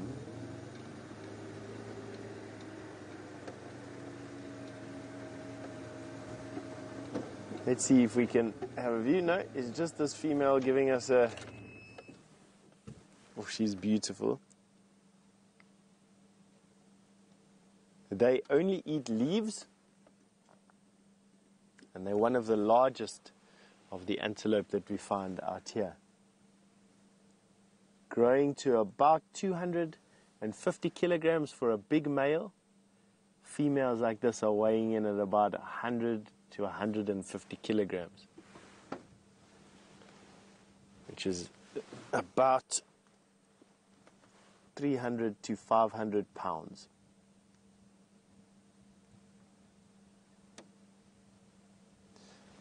See her just picking off the leaves using her mouth. They've got the most delicate lips. You can't believe that they strip off leaves off of branches with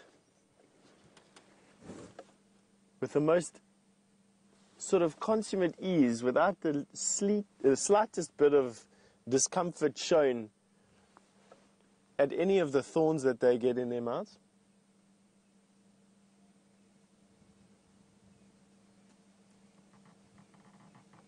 Right, I think a good idea, I know a good idea in actual fact, would be for you to go and have a look at the elephant that Jamie has just found. See you in a bit.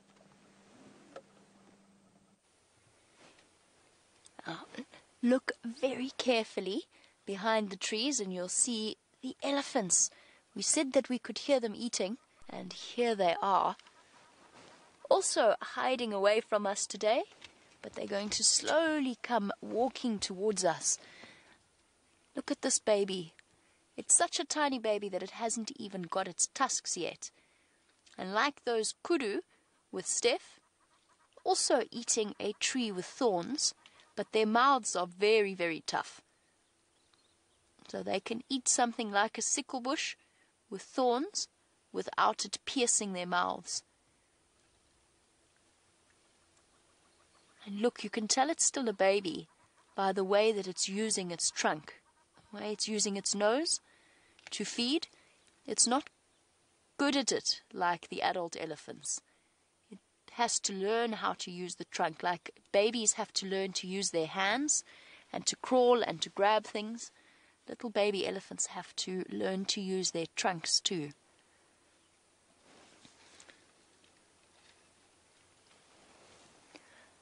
And I think our elephants are actually slowly coming towards us.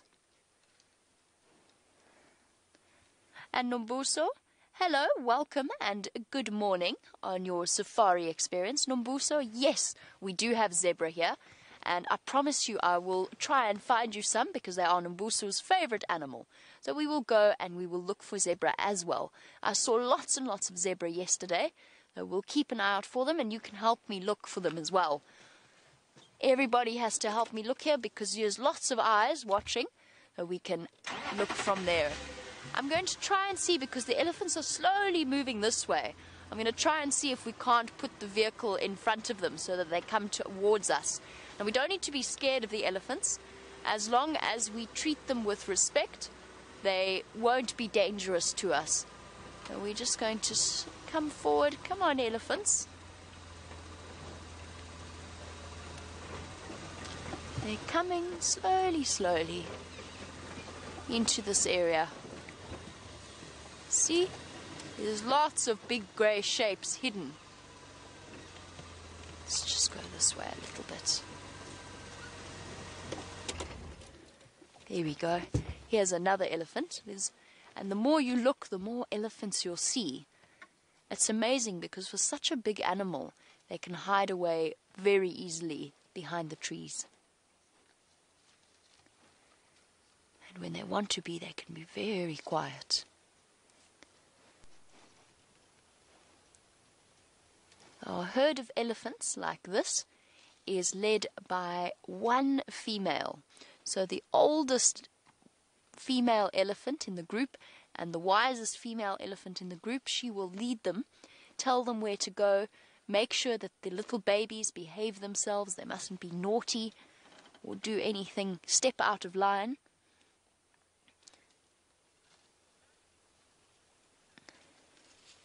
And Amokulani, in terms of a height of an elephant, it depends on whether we are talking a male or a female. But let me give you a good example. So, I'm not a very tall person. If I were to stand on my shoulders, or you were to stand on my shoulders, you'd probably maybe just be able to touch the top of an elephant's shoulders. So, at its tallest, you're looking at around 4, maybe 5 meters at the shoulder. So they're very, very tall animals. If you get them next to your house, if you find them standing next to your house, they'd be able to touch the top of your house with their trunks. Some of the big elephants, some of the big males, because the males are bigger than the females, they might even be the same height as your house at the top of their head. So they're huge animals. It's very difficult. It's only when you see them right up close that you realize just how big they are. These are young elephants that we're watching now. Probably only about, I would say maybe this one, oh, head shake. That this one is maybe, I would say 11 or so years old. Oh, she's coming to talk to us.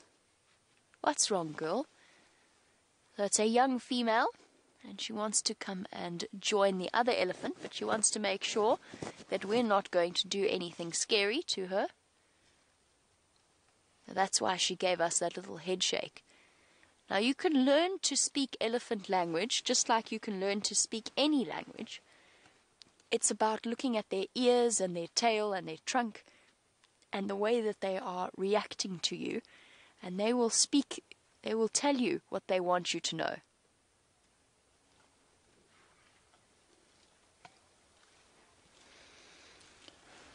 And for Mani, in terms of the female and the male elephant's weight, a male elephant is much, much bigger.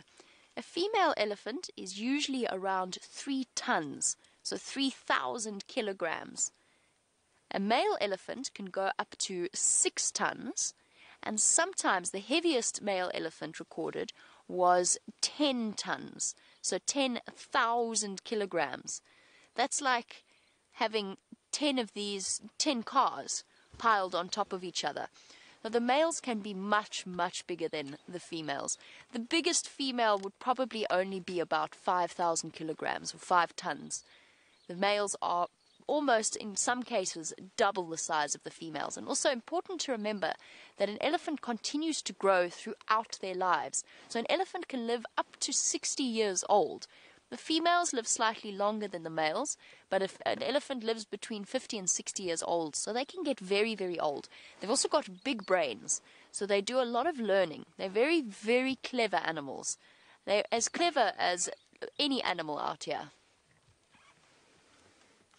And Brilliant, welcome. I hope you're enjoying these elephants. I know they're hiding away. We've just got to wait for them to start to come out. And Brilliant, the elephant carries their babies for 22 months. Imagine what that must be like, to be pregnant for almost 2 years. That's how long it takes before an elephant has a baby. And an elephant loves her baby just like a human being loves their babies, because they've spent 2 years of their lives waiting for this baby to be born. And then they look after it really, really carefully. So when a baby elephant is born, it's tiny, and it needs to be with its mom all the time to feed off her milk. And she'll feed the baby elephant for even up to when it is 3 years old. So she will give it milk right up until 3 years old, so even longer than a human being.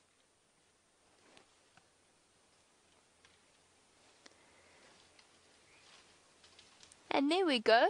Simusa, you were wanting to know about how old an elephant can get, or how long they can live for. Well, there you go. Between sort of 40 to 60 years, but they can live right up to being 60 years old, so almost as long as a human being. Here we go. We're going to see the elephant now. Look, it's going to come out. Hello, elephant. Hello, elephant. So this is the young female that we saw earlier that wanted to run away from us, but now she's happy and she's comfortable.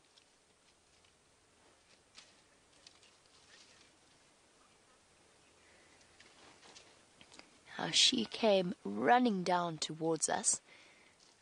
Although they look big and heavy and like they can't move very quickly, brilliant. You wanted to know how fast an elephant can run, or how fast an elephant can move. And they can walk really, really fast. So they can move about, or cover a distance of 15 meters. So when you're finished with this safari, go outside and take 15 big steps. An elephant can go in that distance, can go in 1 second. So from go, done. That's how fast an elephant can cover 15 meters.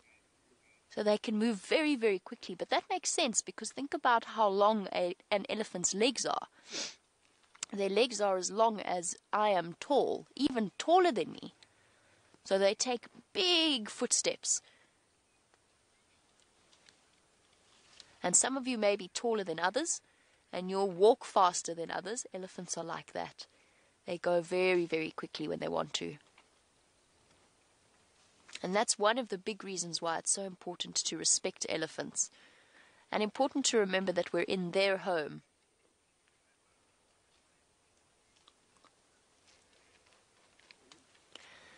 Now, while we watch our elephant and wait for more of them to start coming out into the open, John, I hope you are having fun on safari.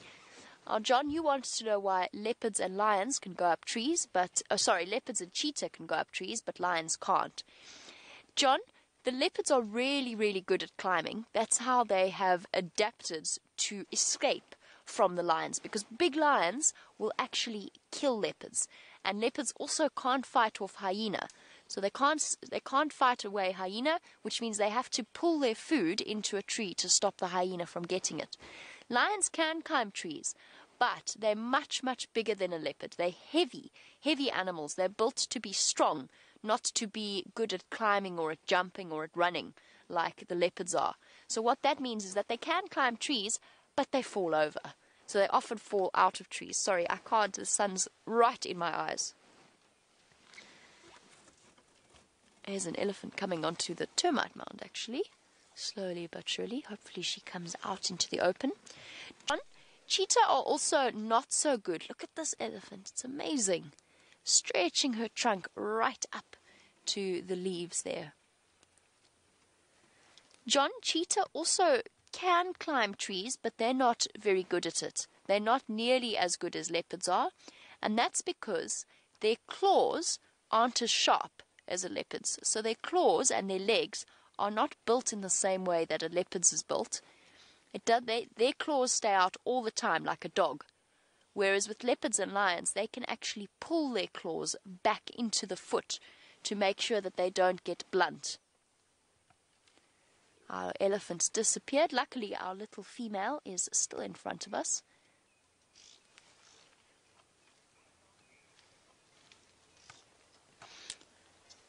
Oh, brilliant. is asking lots of wonderful questions about our elephants and wants to know how long is an elephant's trunk. Well, the amazing thing is that an elephant's trunk can actually change how long it is, because it can stretch out and it can pull back in, depending on what the elephant wants to do with it. Kind of like a spring. It can move forwards and backwards, but about between 1.5 to 2 meters is how long an elephant's trunk is, depending on whether you're talking about a big elephant or a little elephant. This is a little elephant in front of us, and her trunk is probably only just over 1 meter long. But they can get right up to 2 meters for the big elephants. And the trunk is an amazing thing, because it's capable of pulling down a huge branch, breaking and pushing down a big tree, and then at the same time they can pick up something as small as a toothpick off the ground, or a pencil. So they're very good at using their trunks. Oh, what's wrong? You see that way she decided she didn't want to eat there anymore. She's going to move on to the next tree. For money, an elephant doesn't actually sleep that much at night. Because they're so big, it's kind of like they need to eat all the time. So they're constantly feeding themselves. Imagine if you had to eat all the time. You'd just only be able to concentrate on that. So generally, adult elephants only sleep for 20 to 40 minutes during a whole day and night. So they might have a bit of a nap, maybe for 5 minutes at night, and then they get back up again and they carry on eating. But baby elephants can sleep for much longer. So just like a newborn baby needs a lot more sleep than we do, the baby elephants will actually sleep for longer. So they can sleep for up to an hour at a time. Now, did you know that an elephant can actually lie down to sleep? Now, babies lie down all the time, but the adults often lie down. They can lie down flat, but mostly they just lie against a termite mound or against a tree in order to sleep. That's where they want, just so that it's easy, because otherwise they're so heavy that they struggle to get up. So they lean against a tree or a termite mound. And I've even seen an elephant go to sleep with its head resting against a marula tree. And this is a big elephant.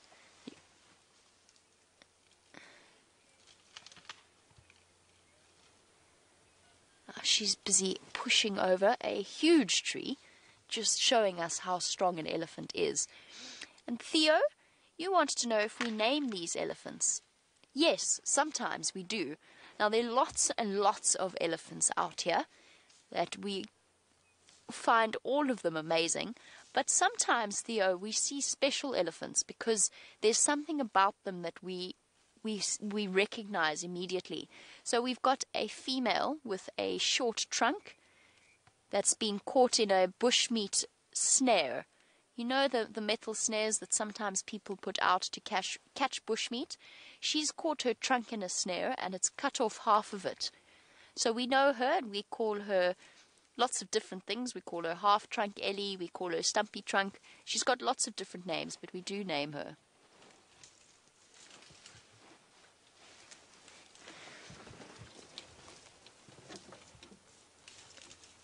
So yes, sometimes we do name. We even have a little baby elephant called Benjamin. Can you believe that? We've got a little baby, and it's a baby elephant called Benjamin because his forehead really wrinkly. Our elephants are going to disappear. Let me just try and reposition ever so slightly.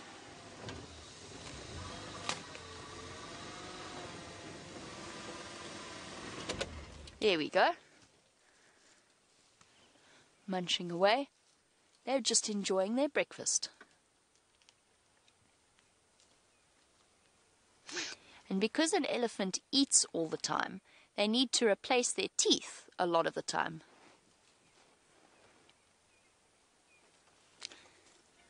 Now you guys know how hot it gets in summer out here. Sorry, that was my fault. I haven't stopped the car properly. So you guys know how hot it gets out here, and Theo wanted to know what they use to protect their skin. And Theo, I actually think you know the answer to this. And you are absolutely right. If you're thinking about mud, you are absolutely right. So what elephants will do is when there is water and mud, they will go and either roll in it, or they'll use their trunks to throw the mud and the dirt over them to help to protect their skin.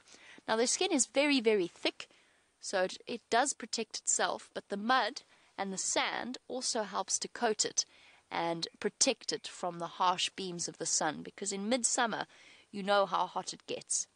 And also helps to cool them down, because as the mud slowly starts to dry, it gets cooler and cooler. So it takes away the body heat from the elephants. And then, of course, they've got those huge ears. That's basically like the elephant's fan. So they flap those ears when it gets too hot. And because they've got lots of blood in those ears, there you can see where all the blood runs through the ears in the veins and the capillaries. So whenever the elephant flaps his ears, then it cools him down. It cools the blood down in his ears. So an elephant's ears are like his fan.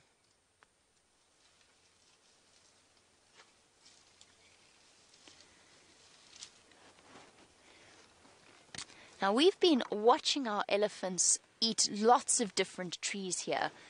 Brilliant, you are again absolutely right. Elephants will only eat certain trees. They can probably eat all of the trees, but certain trees taste better to them, and also certain trees have more nutrients, so are better, healthier for them. And the elephants are so clever that they know which trees they can eat and which trees they can't eat. And even more amazing than that is if the elephant feels sick, or if, for example, they've got a sore tooth, if they've got toothache, they know which plants they can eat to make the tooth feel a bit better. So they're very, very clever. How amazing is that? That they know which trees will actually help to make them feel better. Their instinct tells them what they can and can't eat. But at the moment, brilliant, they're eating pretty much whatever they can find, because you must know that there's been no rain this year, hardly any rain. So there's hardly any food for them. So they're eating whatever trees they can find. There's no grass, and elephants do like to eat grass, but there's no grass at the moment for them to eat, so they can only eat the trees. Our elephants are hiding away. I'm going to see if we can get a better view of them. In the meantime, I'm going to send you back across to Steph to see what else he can tell you.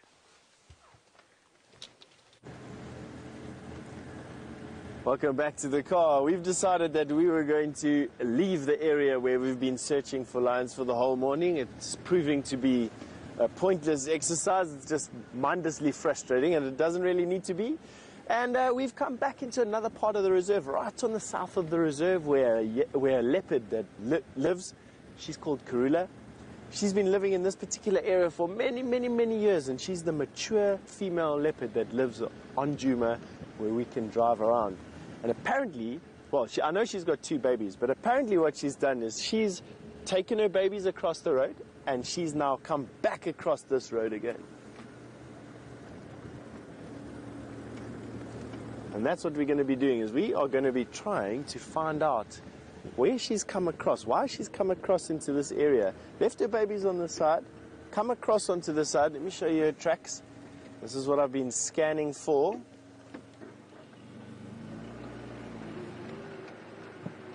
So I can show you what a leopard track looks like. And in particular, this particular female's tracks. There, her tracks are right there. Show you quickly, I'll get out and show you a leopard track. This is one here. This is the back foot, has stepped just into the front foot, and she's now walked up here. Here's another track here, and another track here, and another track all the way here. And she's walked off in this direction, which is good, because it allows us now to thinking of a plan about where we're going to go and have a look for her. And it just so happens that there's a road quite close by. It's always fortuitous here in the Sabi Sands. You always have a road close by that seems to be going in the direction that the tracks go in. That's always a good thing. Right, so let's take that.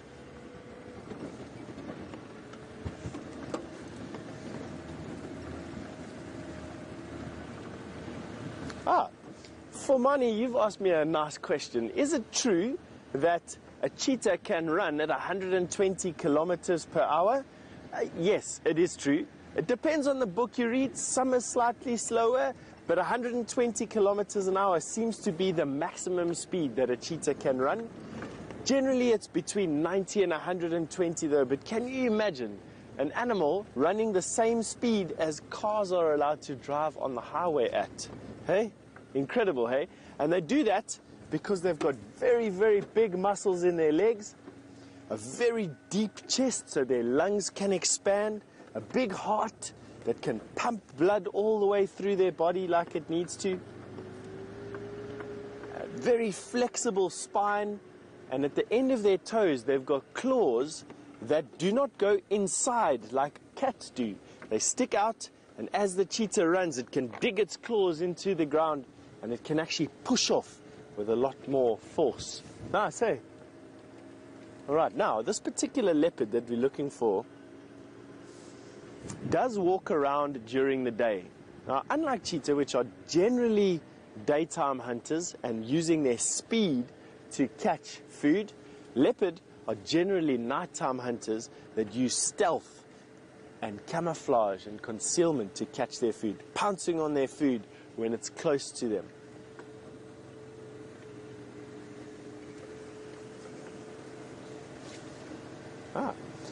For money, you've asked another question about cheetah. You look like you like cheetah. Is it your favorite animal?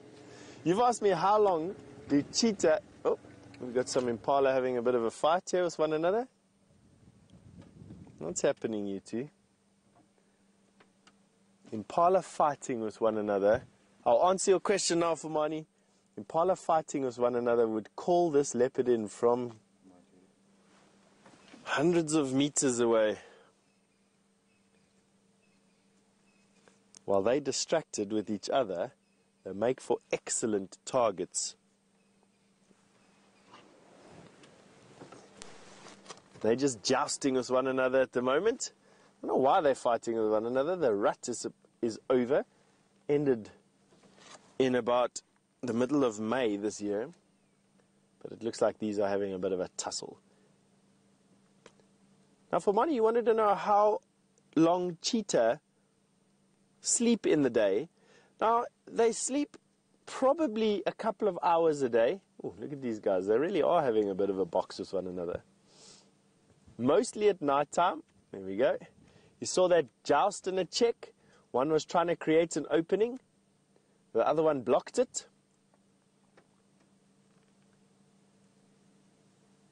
And now the larger one is pushing the smaller one away. That head bowing, that is quite typical of male impala, that where one is losing, it's a submissive behavior. The bigger one now is the one that's closest to us.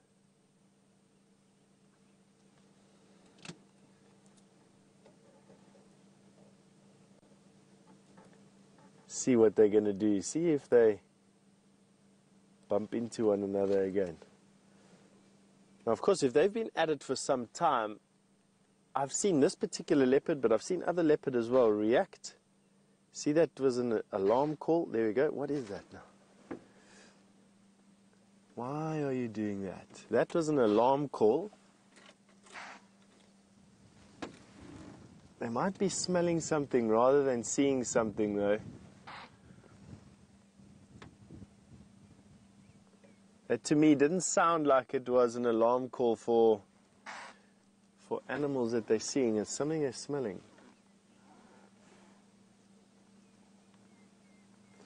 Sunrise, you've asked me what the difference is between a leopard and a cheetah.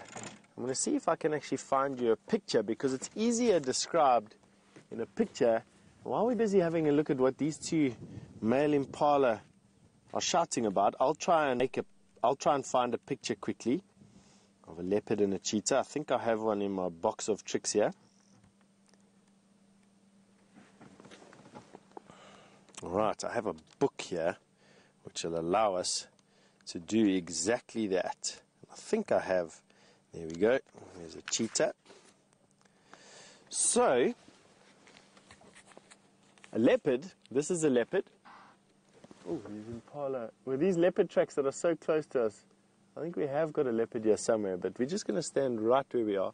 This is a leopard. You'll notice that the spots on the body are rosettes with a darker brown in the middle and then surrounded by white. Have a look at that. Quite powerful in the shoulders, quite powerful in the back with a deep barrel body and a round tail. All right? Now we're going to go across to a cheetah. A cheetah, you can see, has dots, not rosettes. And a cheetah also has teardrops on the face. You see those dark marks on the face that a leopard doesn't have? And a cheetah's tail is flattened on the end, like a paddle. All right. These impala are now giving big alarm calls here. I'm going to pack away my book. We're going to give some attention to the bush around us now. You know what these impala are barking about? Why are they so nervous? They tend to give that alarm call when there's a predator around, and with the fact that these female leopard tracks are so fresh in the area and they are fighting. Stick with these impala. I think whatever this leopard is doing, it's probably making his way to these young bucks. They've now run off. Anyway, they've run off. We're going to carry on looking for this leopard in this particular area. Jamie, I think, has got some more elephants to show you.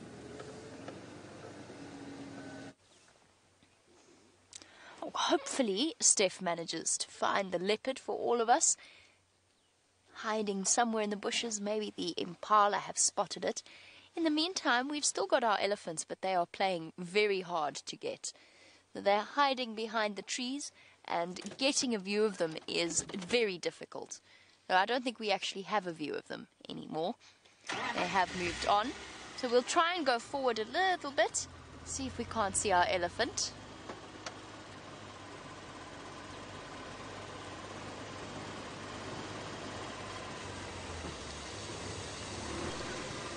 There we go, we've got one of our elephants that's come out into the open. And Theo, yes, an elephant's very, very clever. An elephant's waste can be used as a fertilizer. So an elephant eats lots and lots and lots of food, but their stomachs aren't very good at digesting it. So they actually end up basically excreting or defecating out about half of what they eat. And that in turn has got lots and lots of nutrients in it. So you can use it as a fertilizer. It's a very good idea. And in fact, some of the trees out here actually do use it as a fertilizer.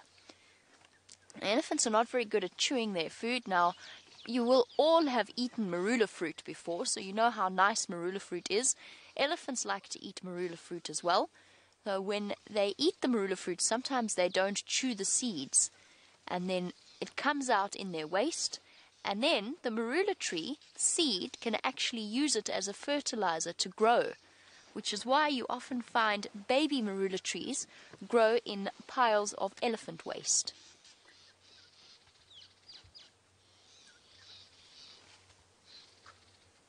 I think that the birds are sounding very, very cross. I wonder if the elephant is not eating close to their nest site, where they've got their babies hidden, because I can hear the birds getting really, really cross.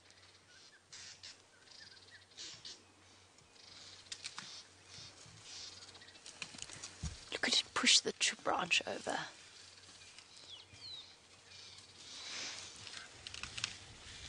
I've said that you can see now this elephant is showing us just how strong it is. And I've said that we've got to be really respectful of these elephants because we are living in their home and not the other way around. We are in their home. And Theo, you wanted to know what would happen if an elephant sees you in the bush. It depends on the elephant. Now, no elephant wants to kill people, but some of them, because it's been lots and lots of years that they have learned that people mean trouble, which means they get very scared of people if you find them on foot, especially if it's a group of females with their babies, because they're worried about protecting their babies. So they might do one of two things. They might run away, which is usually the case, or they might actually come towards you to make sure that you are not going to do anything to hurt them. And then it's important never to run away from them, because if you run away from them, then it's like they have won, and they often chase if you run away. So it's important to get to nice high ground, find yourself a big termite mound, and get yourself somewhere where there's something big in between you and the elephant. The big males, on the other hand, sometimes they're actually relatively relaxed with people on foot, and if you know what you're doing and you do it very carefully, you can sit and watch them, and because they're so big and there's nothing much out here that can hurt them, they actually don't feel too frightened of us. But then sometimes there are male elephants that get very cross when people are around and they come running at you, and then again it's very important not to run away from them, otherwise they chase you. But most of the time it's just important you walk carefully in the bush. If you see an elephant, then you must move away from it, go in the other direction, and make sure that you don't frighten it, because it's when they're frightened that they get dangerous.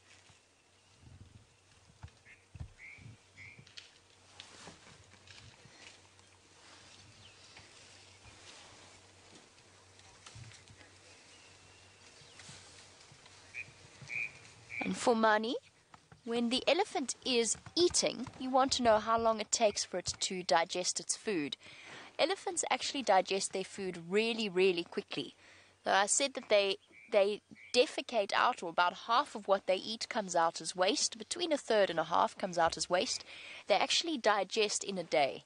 So from the mouth to the waste products, that happens in 24 hours, and it comes back out again. Sometimes, especially for the baby elephants that drink their mother's milk as well, that can happen even faster than that.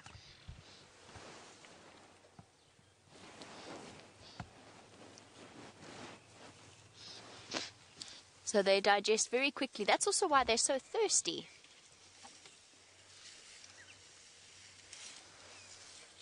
How brilliant. These elephants are incredibly strong. This is just a young female, and this is an even smaller baby. But Brilliant wants to know, what is the strength of this elephant? Brilliant, if it wanted to, because this elephant probably weighs more than this car, plus me and Gendre, and Gendre is the man who directs the camera. So this elephant could push the car over without even thinking about it. They are so strong, they can push down big trees if they want to. Hello, baby. Look how cute this baby is. Hasn't even grown his tusks yet.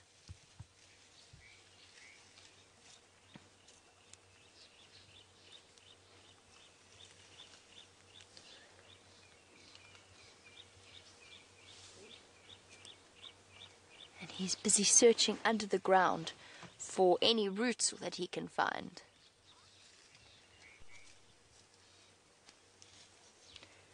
And Amukilani? No. We've been talking about how strong an elephant is. No, Asian elephants are not stronger than the African elephants. African elephants are bigger and they are stronger than the Asian elephants. Especially in these areas, they're much, much bigger. Look at this baby with its ears out open.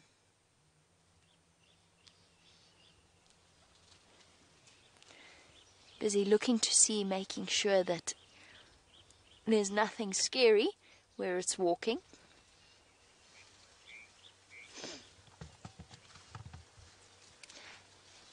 Now the herd is very, very important to all of these elephants, and they are all related to each other. So it might be mothers, cousins, sisters, aunts, all like that.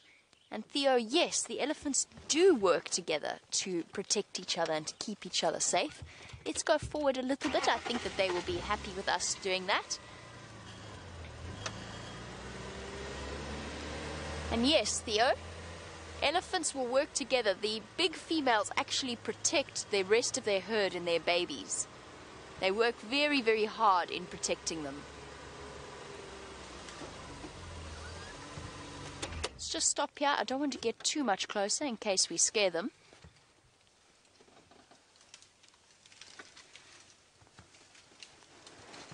Now, some of these elephants have been digging down to get underneath the grass and the trees that they've been feeding on.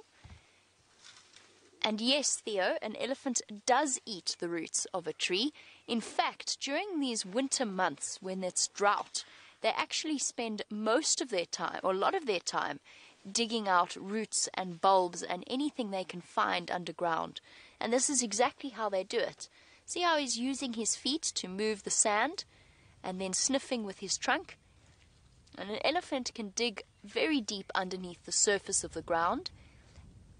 And if he can't dig the root out, then what they'll do is, just like what we were talking about earlier, they'll actually push the whole tree over. We're going to watch him dig for a little bit, and then I want to show you the tree that the elephants have pushed over to eat the roots. But let's see what he's found. Look, he's found some grass roots, and that's where, especially in winter, the plants keep all of the food that they have made and that they have stored, and also lots of water as well. So that's why elephants, especially in winter, will spend a lot of time digging under the ground to get to the parts of the plant that are underneath the surface of the soil. See, there he goes, he's found what he wants. Then he sweeps it with his trunk to get rid of the dirt and the dust.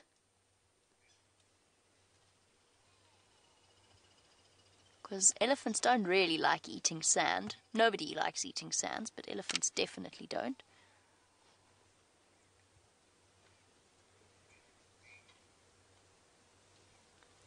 Look at how beautiful they are.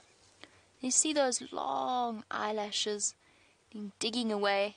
You can even see while he digs, you can even, if you look closely, you can see his toenails. Toenails just like us.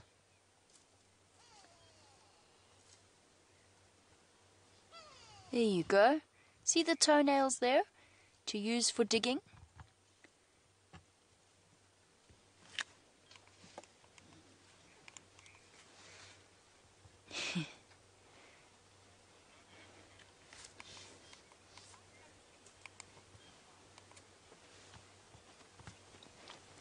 Now, we spoke about how fast an elephant can go and that it can run 15 meters per second in any direction. Nikiwe, you wanted to know why or how an elephant can move so quickly because it's such a big animal. And the answer is because it's big. It's not fat, it's big. It's got lots and lots of very big muscles. And they've also got really long legs. So each time an elephant takes a step, we would have to take 2, maybe 3 steps to keep up with them. So for an elephant, all they've got to do is stretch out those long legs and move, and they cover huge distances.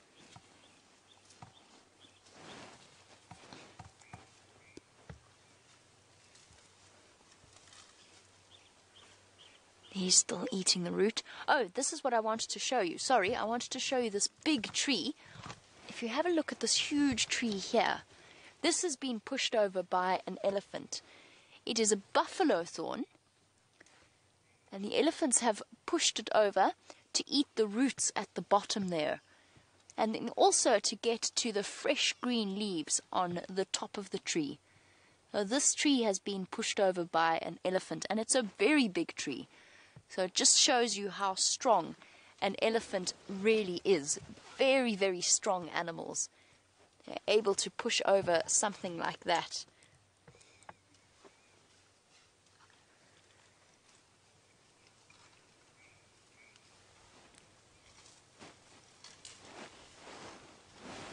Now, Dathry, while we watch our elephants busy feeding, if we watch carefully, we might even be lucky enough to see one of them sleep. because you wanted to know where they sleep, and the answer is they actually sleep pretty much wherever they want to. Oh, look at this big one pushing the little one away. It wants to eat there, so it just pushed the little one away. Like a bully. So elephants sleep wherever they want to, and what will happen is we spoke about how important the herd is and how protective and how they work as a team. So when the babies want to go to sleep, then all of the females in the herd, the big females, the adults, will come and walk around the baby, form a circle around the sleeping babies, and then they will just stand there and wait for the baby to finish sleeping. And elephants will also take turns to sleep, so that one of the elephants is always watching for trouble or anything that might be dangerous for the elephants. And these young elephants also spend a lot of their time looking after the babies. So when an elephant gets to about 4 or 5 years old, maybe even 6 or 7, their mom will have another calf, and they will practice taking care of that baby. Like you look after your younger brothers or your younger sisters, elephants will do the same thing. They look after their younger siblings very carefully. And look closely, you can see the white stuff in the corner of his eye. That's to protect it against the dust.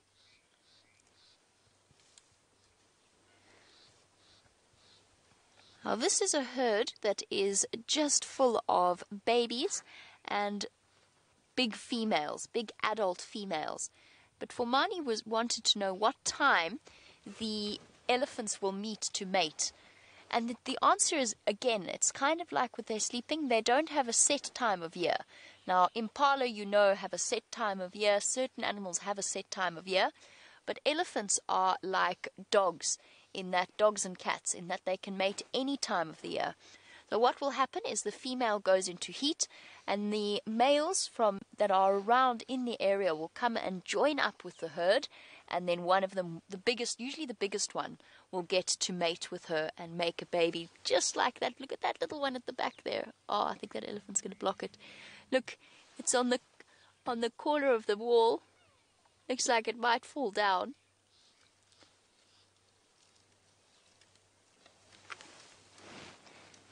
It's bending down. It wants to go across. Careful. There we go. Running back across to where mom is. That's a very young baby. It's probably only about a year old. Now, I'm sure we've been watching our elephants. You must be wondering how Steph is getting on, looking for the leopard. Let's go across to him so that we can find out.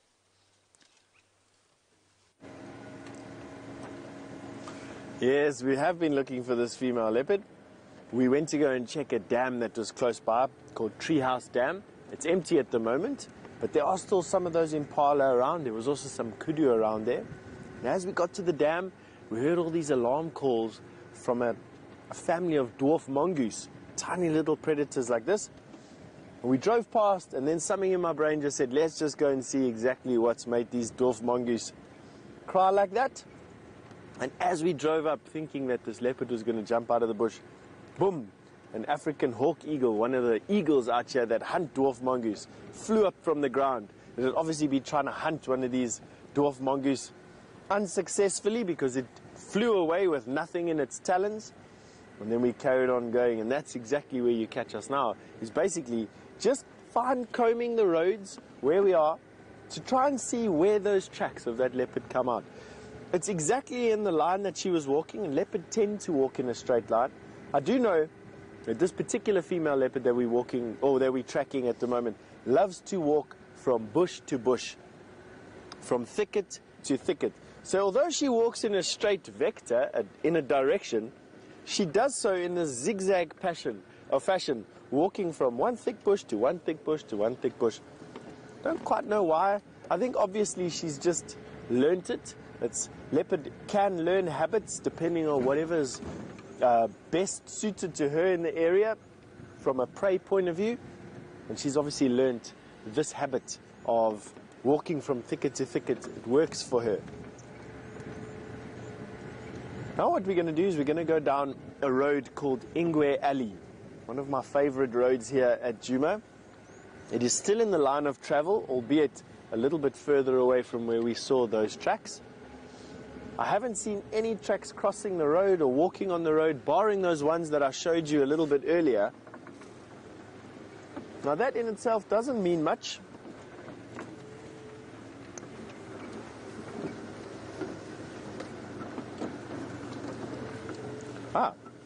And Theo has asked, is a cheetah ever friendly with a leopard? Theo, in my experience, I'm going to say no. They compete with one another for the same food source. So they both like the same sized animals to eat. Leopard and cheetah, they fight with one another over the same food source. And although one is supposed to hunt in the dark and one is supposed to hunt in the day, one is supposed to be in thicker bush and one is supposed to be in more open bush, my experience with cheetah and leopard is that they do fight with one another from time to time, with the leopard being the more stockier of the two, the heavier in the chest and the heavier in the shoulders, and arguably the better fighter as well. And in the encounters that I've seen between leopard and cheetah, the leopard has always won. Unfortunately, I was also privy to witnessing a leopard killing a cheetah's baby. The leopard came out of the bush to try and steal an impala that the cheetah had killed. The baby didn't see the leopard until the last minute, and the leopard gave it one almighty smack and unfortunately killed that cheetah's baby right in front of me. It was a sad day, but I've only seen that once. So it doesn't happen very often, but nevertheless it does still happen, as sad as what it is. I would say though that cheetah are definitely the better hunters than what leopard are. If you look at a success rate, leopard are only successful about 2 out of every 10 times that they hunt, whereas cheetah are successful roughly 8 to 9 times out of every 10 times that they hunt. Nice statistic that, eh? So cheetah, super skilled at catching their sized prey. Their bodies have evolved this massive speed, highly agile, daytime hunters, big eyes, big way of cooling themselves down. Leopard are definitely more versatile. They can live in a wider gap of habitats. They can occupy more niches. We have some zebra in front of us. Let's see if we can show them to you. I'm just spying one zebra through the bush there. Let's see if we can get a little bit closer to him.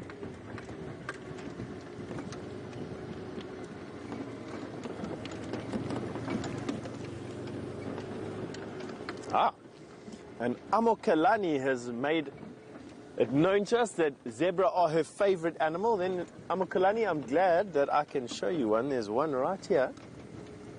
2 in actual fact that I can see. There we go.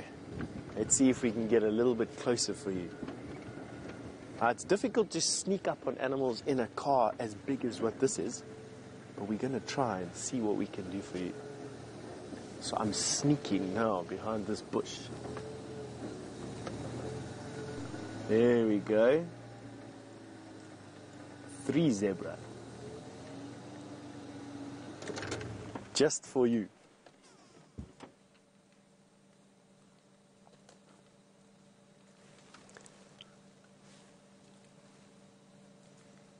Standing amongst a whole herd of impala. Let's see if I can tell you if they're male or female. So the one closest to us on the right-hand side is a male. The one standing next to him on the left-hand side is a female. And the one right in front is another male. Sorry, I'd change that. 2 females at the back and a male in the front. Quite difficult with zebra to tell the difference, actually. We're looking at zebras that are in good condition here, though.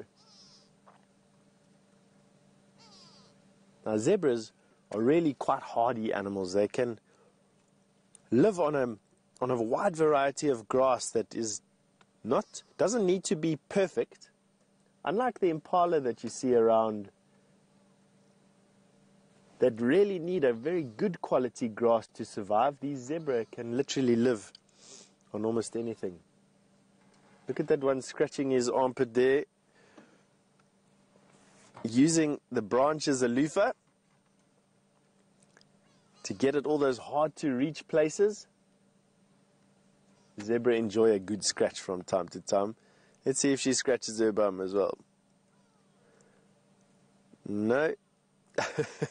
Sometimes you find them doing that same as warthogs.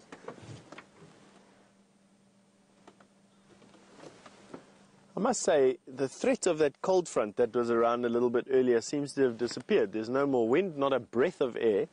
Actually, a little bit of a breath of air, but not much. And all those clouds have disappeared. So that was the cold front, then that's over. Sort of the limit of our bad weather out here. There we go, that one's scratching her bum.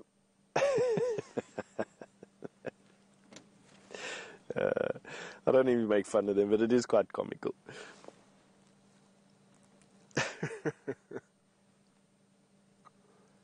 Must be difficult when you don't have hands.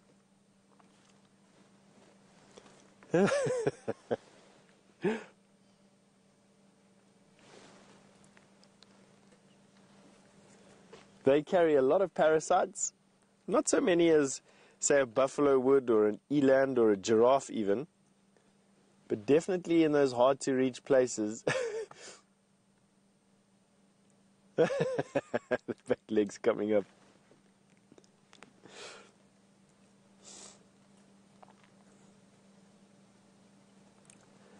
Here we have another zebra that's just come in from the right-hand side.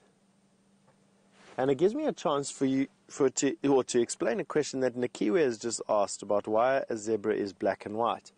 Nikiwe, nobody really knows why zebra are black and white. They do think that it's got something to do with confusing predators, that their stripes and their shadows, their counter shading, confuses predators when they're in a bunch as to picking out which one.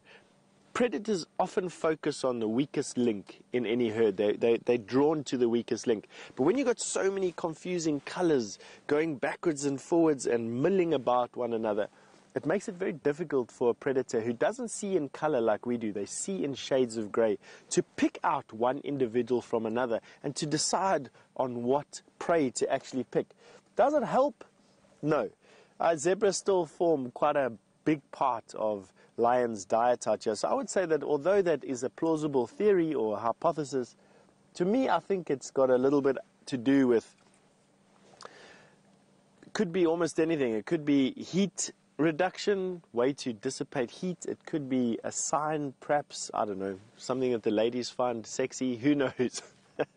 But talking about colorful animals, Jamie's got a very colorful bird that we're going to send you to before it flies away.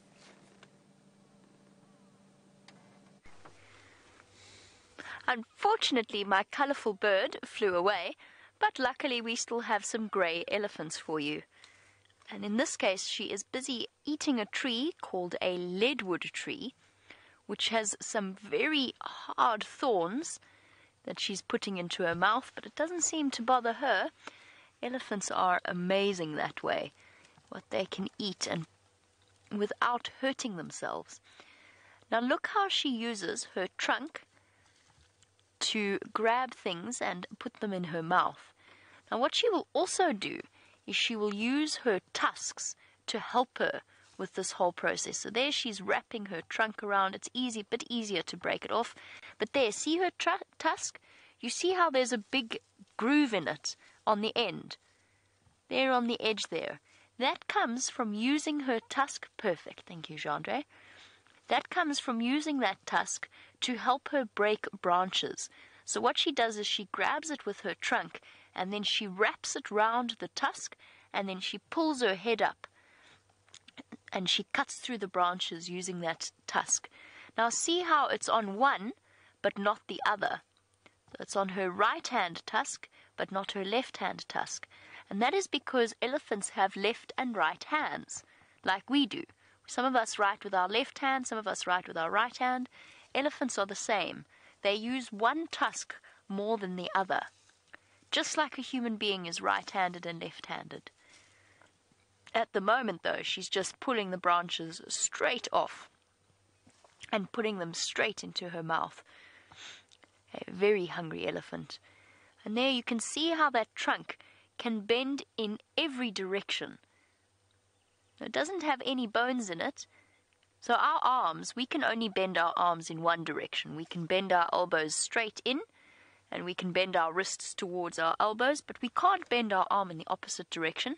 Elephants' trunks are even better than human arms because they can go backwards, forwards, sideways, up, down. They can curl in, they can stretch up like she's doing now, grabbing the branches at the top there and pulling them into her mouth. An elephant trunk is an amazing thing. And don't forget that the tusks of an elephant are their teeth. It's a special type of tooth. And just by the way, for some of our regular viewers, I just had the most hilarious update from Taxon. So, Taxon said that the lioness came to join him and his guests at his drink stop. So, a lion just walked into where Taxon, one of the guides, had got all of his guests out of the car to have their morning coffee. And the lioness walked in and they had to pack up all their coffee and get back into the car. But maybe she just wanted some coffee too.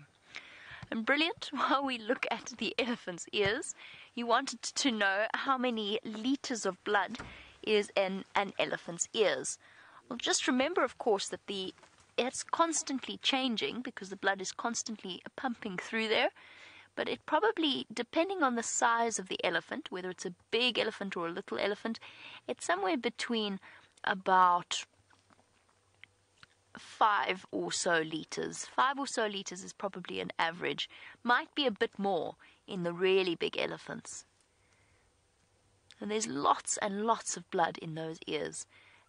And as we said, it's to help cool the elephant down.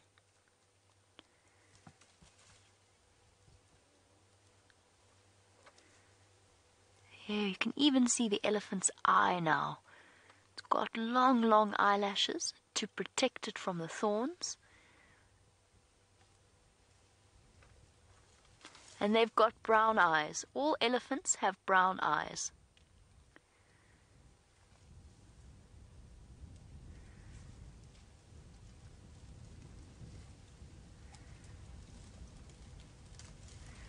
You can see how the outside of her mouth is stained green from all of the leaves that she's been eating.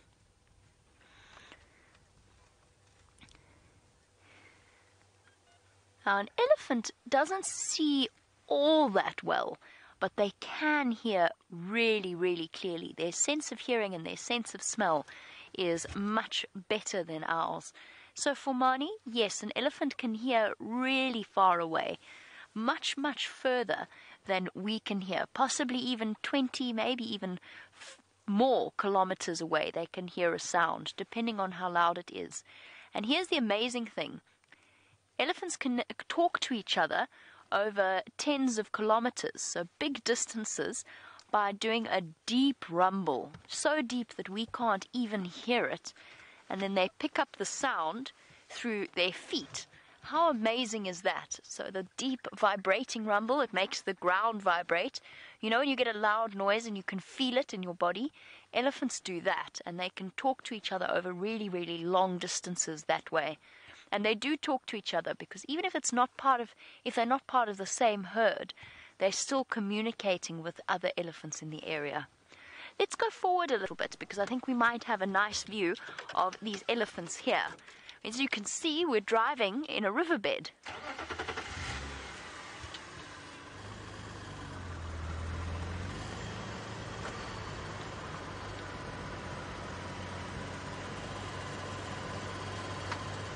And Urula, you wanted to know why an elephant eats plants, and I can see what you mean because it's such a big animal. Why is it that it eats plants and not something else like meat maybe? And Arula, the answer is because it's such a big animal, and we spoke about how it needs to eat almost constantly in order to stay as big as it is, in order to survive. Now, there's only one thing out here that there are lots of, and that is plants. So an elephant has to eat trees and grass, because if it ate meat, there wouldn't be any animals left to feed it. But with plants, it can eat and eat and eat all day, and there will still be some plants left over. There'll still be lots of plants left over. But if an elephant, imagine if an elephant ate impala or zebra. One elephant would have to eat a whole impala all to itself, and it would have to eat that every single day. There'd be no animals left. So that's why an elephant eats plants, because there's enough plants to feed the elephants, and that's what their teeth are ready for. And also, they're such big animals that they wouldn't be able to catch anything else. Everything else here is much faster than an elephant.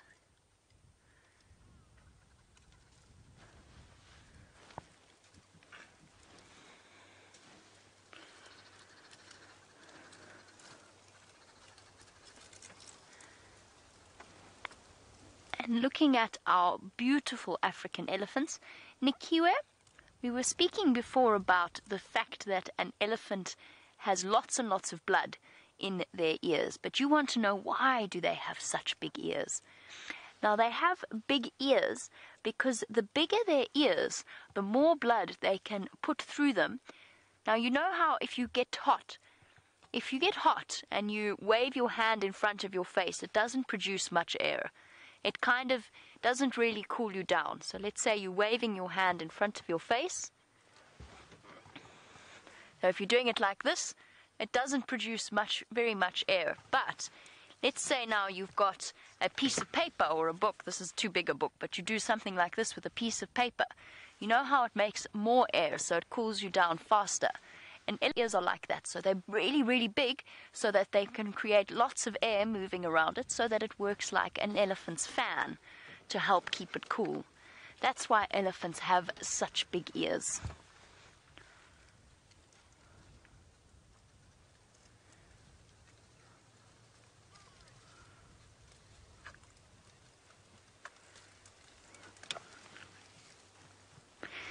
And Crisp, talking about how fast elephants can go. An elephant can run at between 40 to 45 kilometers per hour. Now, that's really very, very fast. They can actually run a little bit faster than that, but not for very long. So an elephant can't really run all that fast, but they do just by walking, because their legs are so long. An elephant walks at around 15 kilometers per hour, possibly even more if it's feeling like it wants to walk quite fast. If it's feeling thirsty, for example. That's just walking. That's not even running. Just a walking pace. For us, that's like us jogging. We'd have to jog to keep up with an elephant that was walking.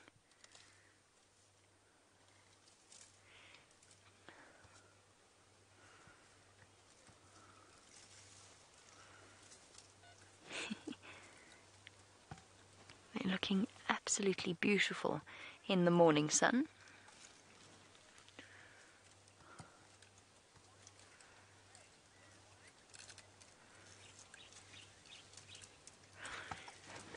And a very warm welcome to Tiki Tai, who is a new viewer. It's great to have you on board with us on our Sunrise Safari. And don't forget, we do this twice a day, every single day.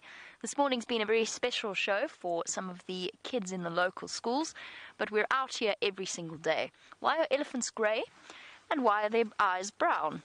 Well, grey is a very good color for them because it means that the skin is protected by a suitable amount of melanin, so that especially for such a large animal, so that they don't get sunburned. So albino elephants generally don't survive because they get sunburned, Whereas if they were black, they would get too hot because their color would be too dark. So gray is the perfect in-between color to make sure that, or to help with a temperature control within an elephant.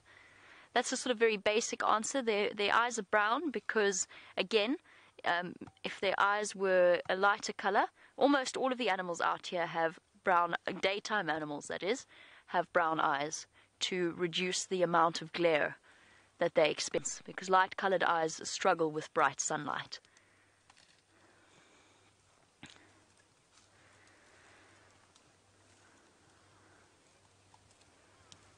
Okay, time for us to finish off our safari, and a big goodbye to the kids at the Ekurhuleni Center in the Tinswalu area. It's been wonderful having you guys on board. I hope that you do come back and join us on safari once again. Thank you to Jandre for his wonderful camera work, as always. Here comes his thumb.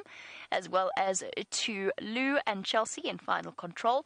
Most importantly, thank you to all of our viewers across the globe. We will catch up with you for the Sunset Safari. Until then, I hope you have a marvelous day or night wherever you are. We'll catch you then. Bye-bye, everybody.